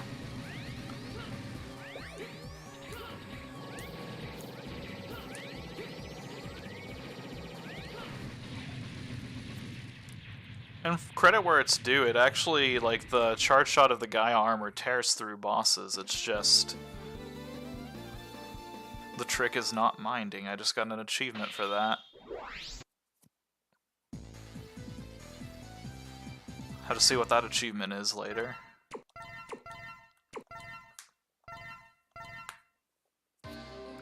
And see, even on the save file, like, even that is showing as if I've done everything fine. I might be making a mistake here, and I'm not entirely sure, but I think this is the one that I want to equip Speedster, Speed Shot, Quick Charge, and we'll just give him Virus Guard because why not? I think this is the stage that I want to do that on. If it's not, then this is going to be embarrassing. I think we're in the right stage.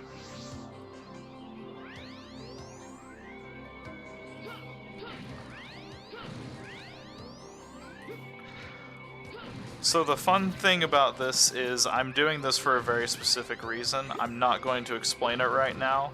So let's just pretend like I'm doing this to make the game more challenging.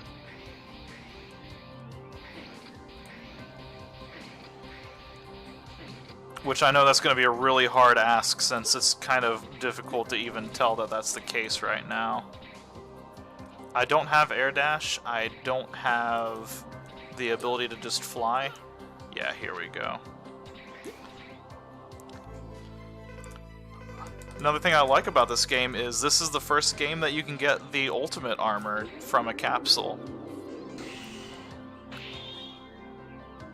But letting you equip the ultimate armor, now that's just too much. We can't do that. So we're gonna hear this theme repeat 7 more times as I die to this pit of spikes. Actually, while I'm doing this, I'm going to see if my controller will stay in range while I mute my mic, and I will be right back.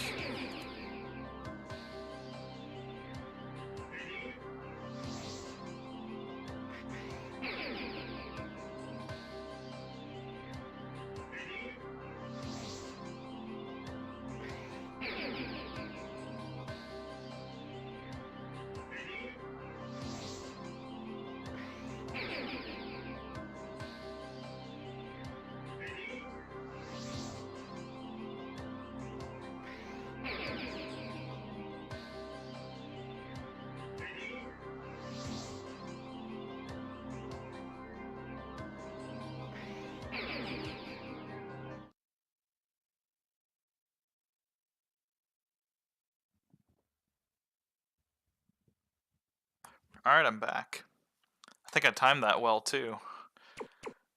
So we want to go to stage selection, because if I hit continue, I'm going to have to wear out my lives again.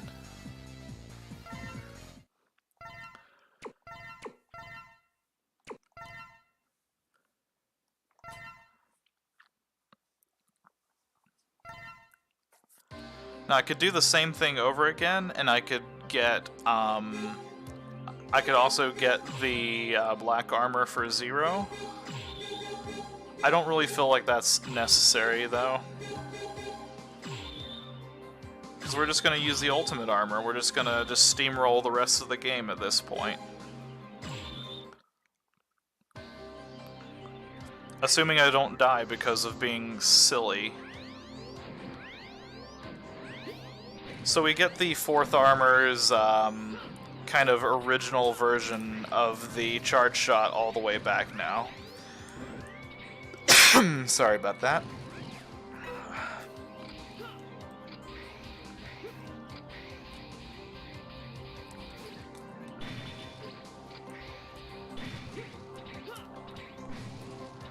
So that little attack that I'm doing right there is called the Nova Strike, and that's one of the...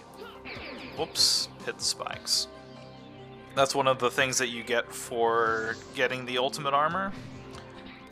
It is extremely powerful. It will, like, steamroll the hell out of enemies.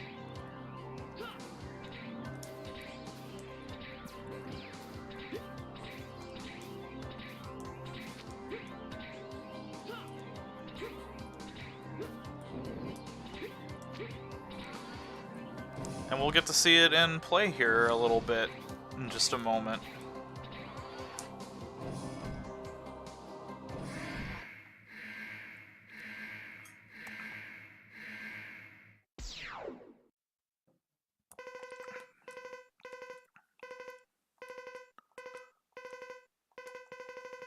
So we're worried that Zero's going to get taken over by the virus, but he gets really upset at us that we would not trust him. Unfortunately, it doesn't matter because the Nova Strike is stupid broken.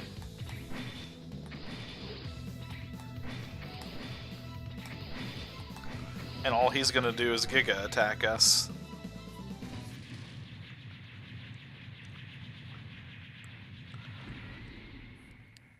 I've been ragging on this game for having a very little amount of difficulty to it, and I actually don't consider the ultimate armor in this case to be an example of that because it's hidden. It's an armor piece that you can make the conscious choice to equip or not, and honestly, like, you get it so late in the game that it doesn't really matter. Like, at this point, you should have the power trip going on. Also, Sigma tried to finish this off, but Zero saved us because he's Zero, and of course he did.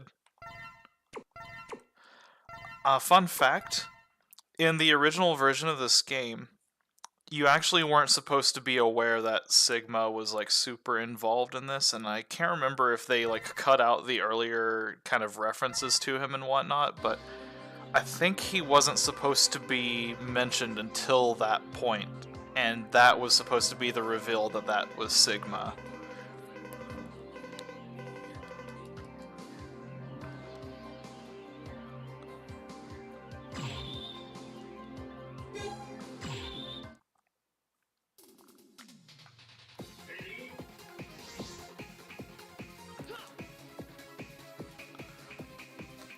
And now we're gonna go into the boss rush.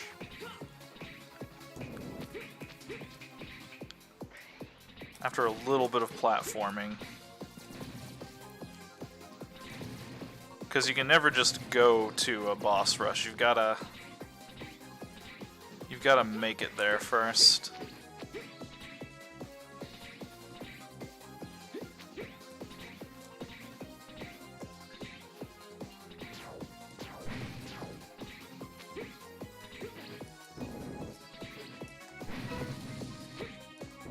Uh-oh. Leap of faith, okay. Got scared for a second. Oh, I was supposed to jump down if I recall. Yep, okay, we're at the boss rush now.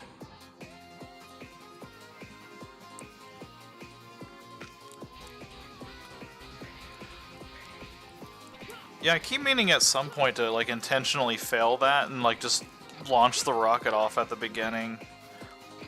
So before I go into the boss rush here, just to fill out a little bit more time, let's take a look at all the weapons. The C-Shot wouldn't be too bad of a weapon, except it's inconsistent about which direction it fires.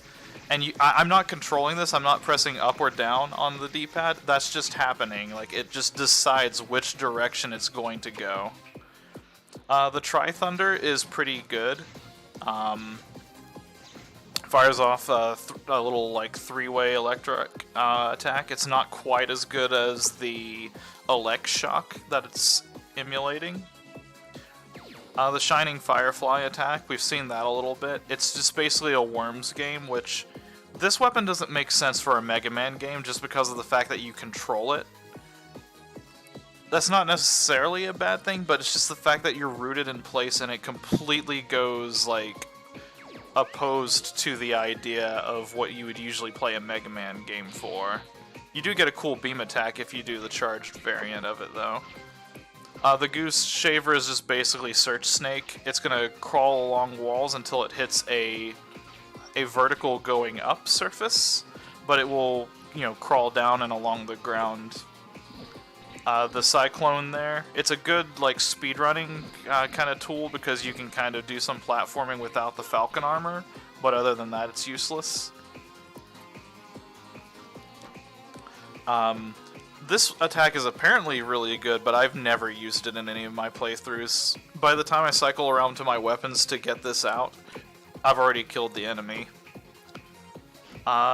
Matrex's weapon, Burn Dino Rex's weapon, it's okay, but I don't like the little spoots of fire that it puts out. Like, it just doesn't do anything for me. So like that's the big issue with like a lot of the weapons in this game is like, like they're good ideas, but it's just not really. They aren't powerful enough for me to warrant using them, and I will go ahead and disclaimer, I am the worst person to talk about with weapons because I never use them in the first place. I do use them, but, like, I'm not the best example of somebody to talk about that. So here's the best part about the boss rush. Rather than, like, kind of give you an idea of seeing how far you've come with the boss fights by giving you, like, a satisfying, like, kind of conclusion, like, leaving their health bars mostly the same, and just kind of, like, quizzing you on how much you've learned their patterns, they just artificially give them 1,000,000 health. It's the big reason I pick up the ultimate armor here. It's not because the ultimate armor is by any means like super required for this, but I just don't want to spend like 1,000,000 years in every single one of these boss fights because of how long it takes to deplete that massive health bar.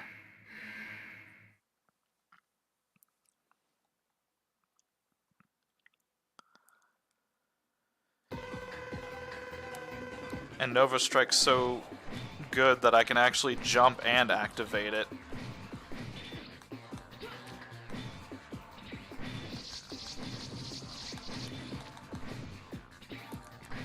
I'm just eating the damage from him because it just genuinely does not matter.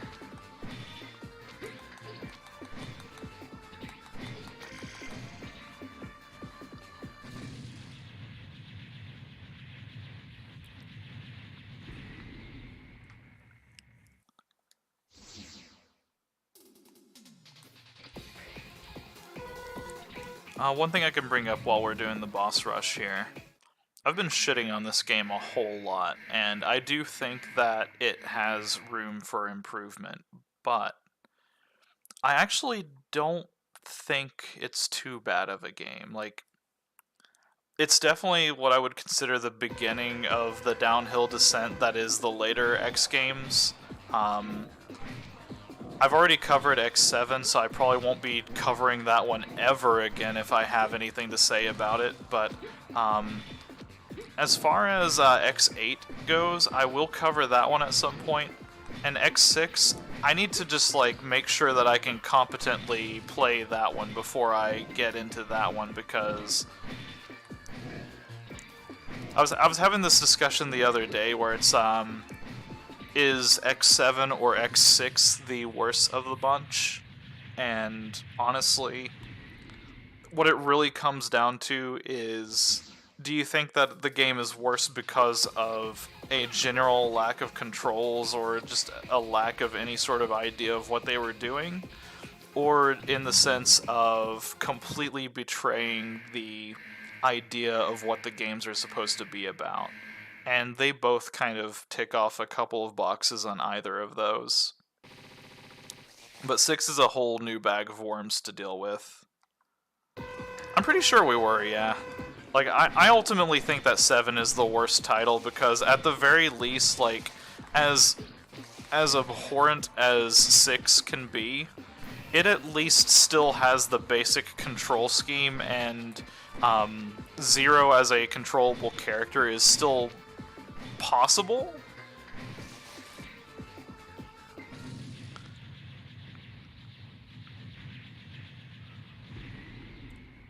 I've had it with a handful of people at this point. Like, there's like a couple of people who I've talked to about it, and then I've gotten some surprisingly varying opinions on it, depending on who I've asked before. I will not be doing the cheese strats for him necessarily.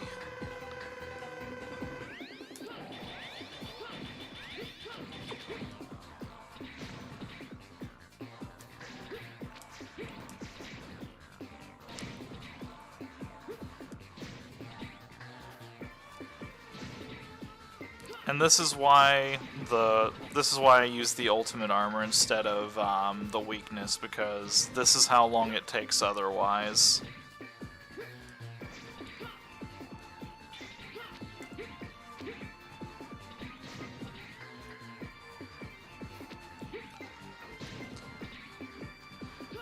Yeah, like that's a good way to think about it. Like, I definitely don't like X6, but it at least resembles the other games in the X series, whereas 7 is just a blatant, like... If they rebranded X7 and called it, like, something not related to Mega Man, it would basically give off the same exact energy.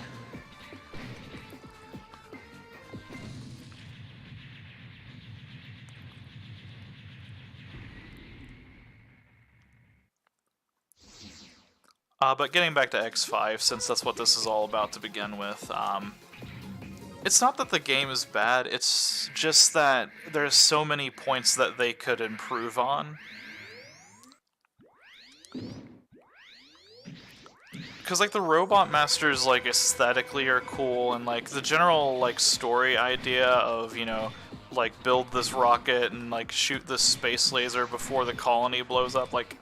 Those are some cool story beats and stuff like that. It's just... I just kind of come to expect a lot more of the X series than this game generally provides, is all.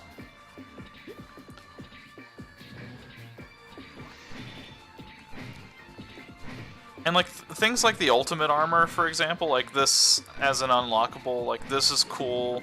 The music is, for the most part, pretty passable as well. Like, I can't think of any tracks that, like, super stick out to me, but then again, the only 32-bit songs that really stick out to me in the first place are tracks that I have no clue where they play at in X4, and, honestly, a lot of them do come from this game. X6 actually has a track that I like, but, the Zero theme at the very beginning of this game is really good, and it just completely emphasizes, like, sort of the finality that this game was supposed to have.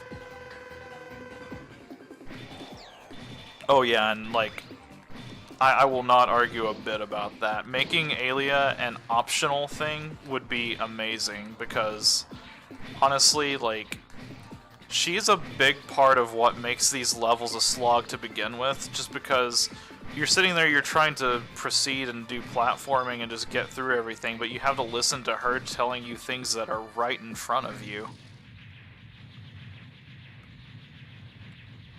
And yeah, like this ending track right here is definitely a bopper as well. I'm not much of a fan of the pre Sigma stages, like the ones that we were doing to get up to this point.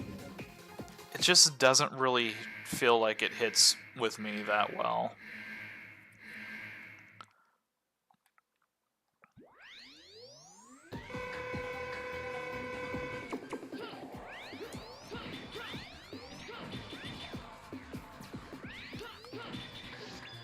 Uh-oh.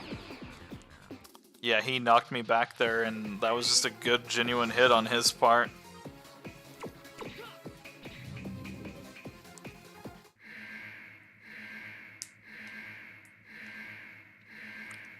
Honestly, that's what X8 did really right with the navigators. Like, they actually used them as an opportunity to point out, like, a lot of those patterns and stuff like that. I didn't think I had enough room to do this, but here we are.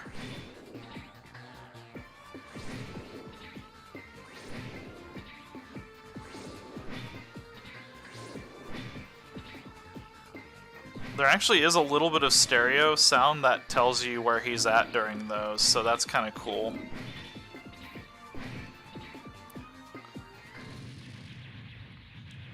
I do plan to do a video on X8 at some point as well. Like, I have surprisingly positive things to say about that game overall.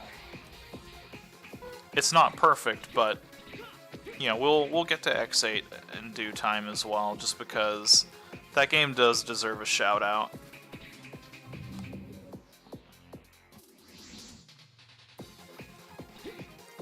We gotta finish X5 though. And we're gonna do that by boosting the wrong direction.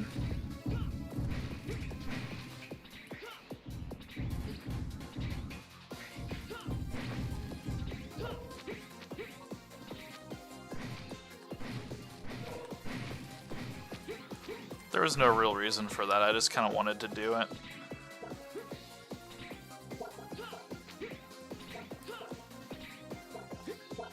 Man, one thing that would make the foot holders a lot better in the classic series is being able to wall jump off of them.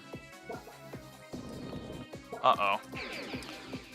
I forgot at the very end it just kind of expects you to make a leap of faith.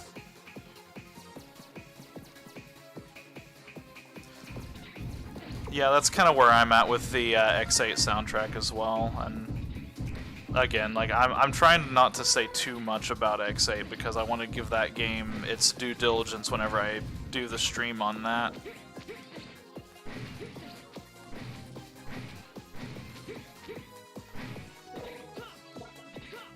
Kind of the way that I always tend to do my streams of, like, any games in particular, but especially Mega Man ones, is I sort of do, like, I just kind of find myself doing like little miniature reviews with them.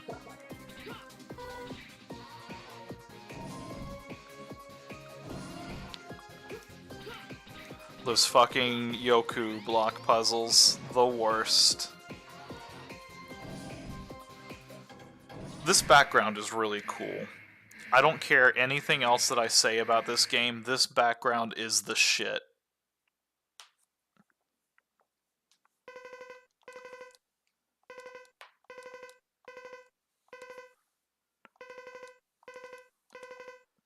Yeah, this was supposed to be the final one. It was supposed to be like the big reveal of Zero, and essentially like how Zero is supposed to be the perfect being for all of this, with all the virus and whatnot.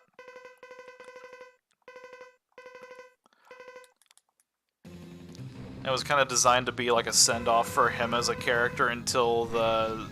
I think it was supposed to be a send-off for him until the Zero series. And then Mega Man X6 existed.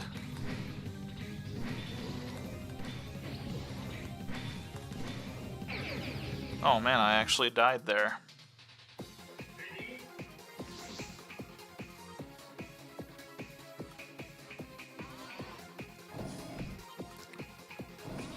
Am I gonna have to actually mildly pay attention to patterns in order to do this?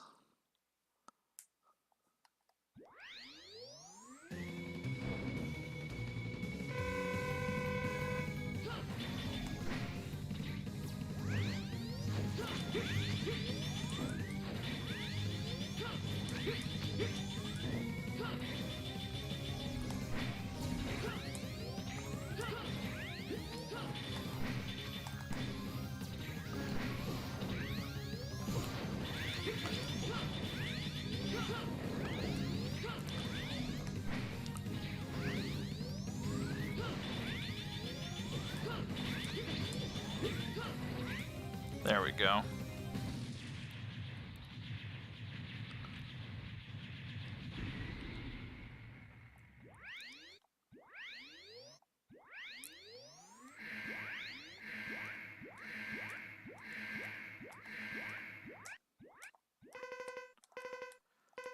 So I'm going to try to slow down through these because he says something here.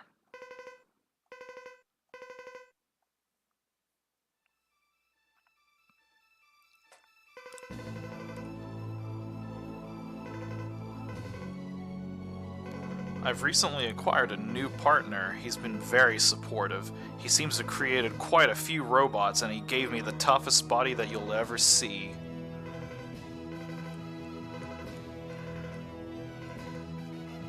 He used to be a comrade of yours. He was very persistent about you.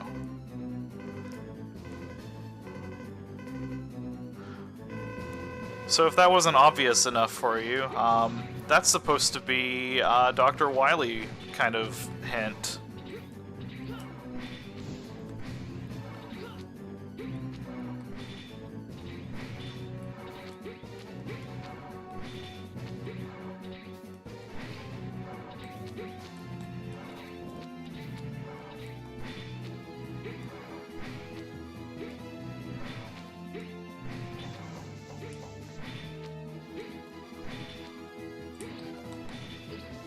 Gonna go ahead and use a weapon, or not a weapon, take an energy tank. I don't know if I'm gonna make it through this fight or not. These purple cubes are actually kind of annoying.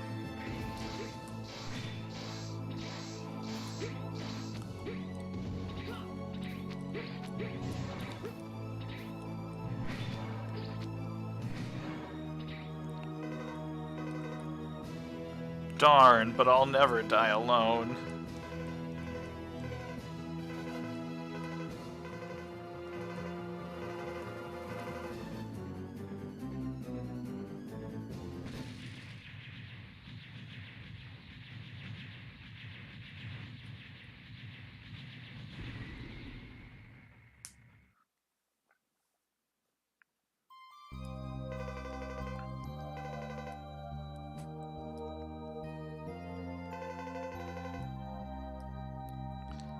Man, where was Zero that entire time?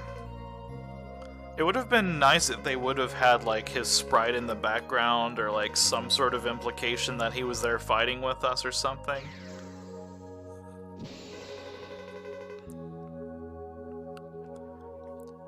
I have heard the certain fan theory about that.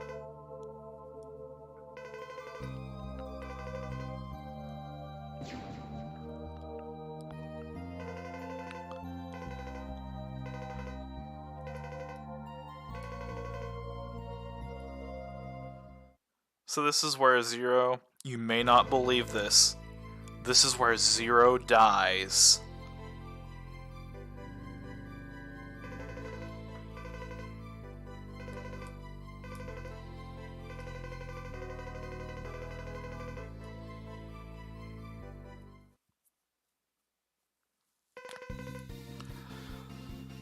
So this is going to be something that's going to be really hard for the continuity of this, just because I don't know when I'm going to do Mega Man X6. Like, I honestly did this one on a whim, but 3 years from then, just for a period of time between now and then, I just need you to keep that in your mind. 3 years from then. Since this is technically the ending that the next game goes off of.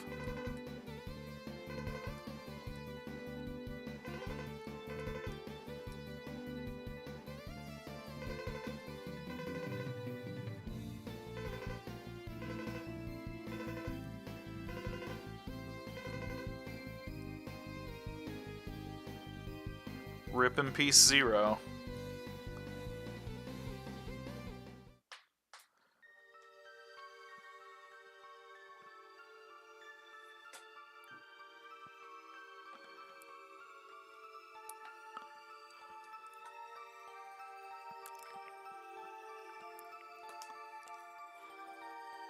And I'll definitely admit, the story beat of Zero dying in this, like, it... Whenever I was younger, it definitely did hit me, just because, like, I didn't realize how absurd it would get, but, yeah, back then I just didn't care about any of that stuff. It wasn't until I actually kind of started going back and replaying this game more recently that I started to really, like, find a lot of the issues with it. I think a lot of that just came from just becoming more aware of, like, the mechanics of Mega Man games and stuff like that over time.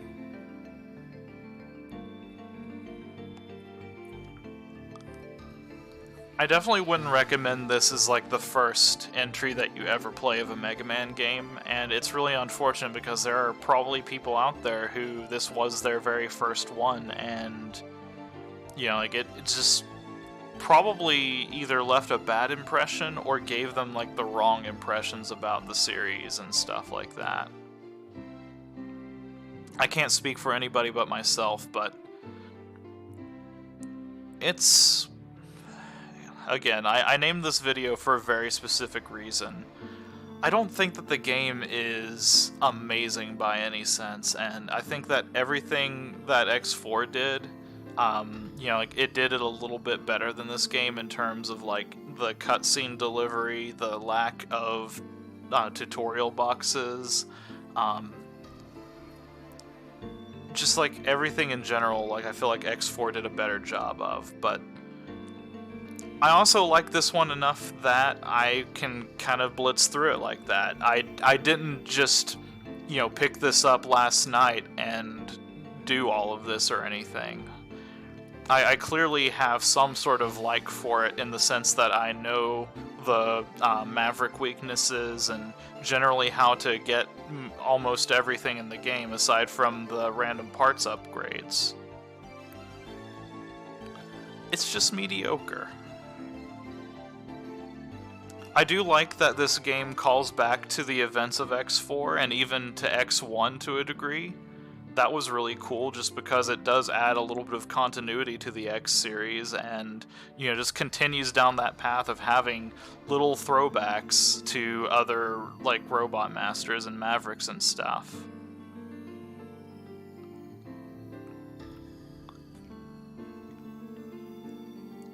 The story delivery, like the general story of this was cool. I just wish that it could have been realized a little bit more clearly than what we got. But it's definitely, like, in terms of the gimmicks that they added, the countdown timer was was definitely the least offensive addition to the X series that we've seen.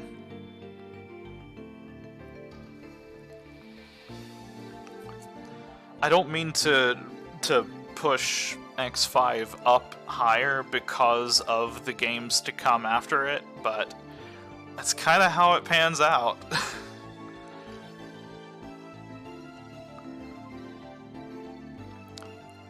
Well, that timer is an hour off.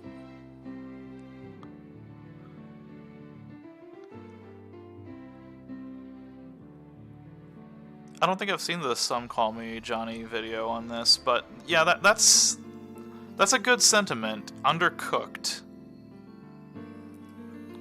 If they weren't pumping Mega Man X games out like just, you know, hotcakes, I think that they could have had some time to make the timer actually matter a little bit. They could have fine-tuned some of the mechanics so that the Z-Saber doesn't just completely tear everything apart.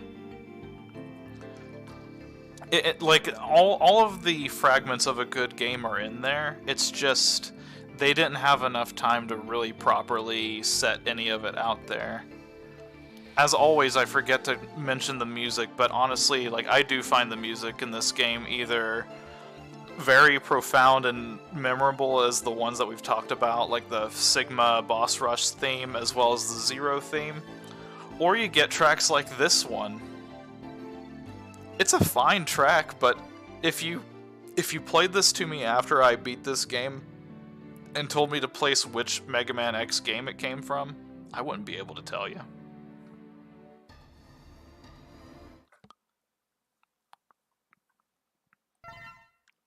I think we just get booted back here. Alright. And that's the game. Thanks for tuning in.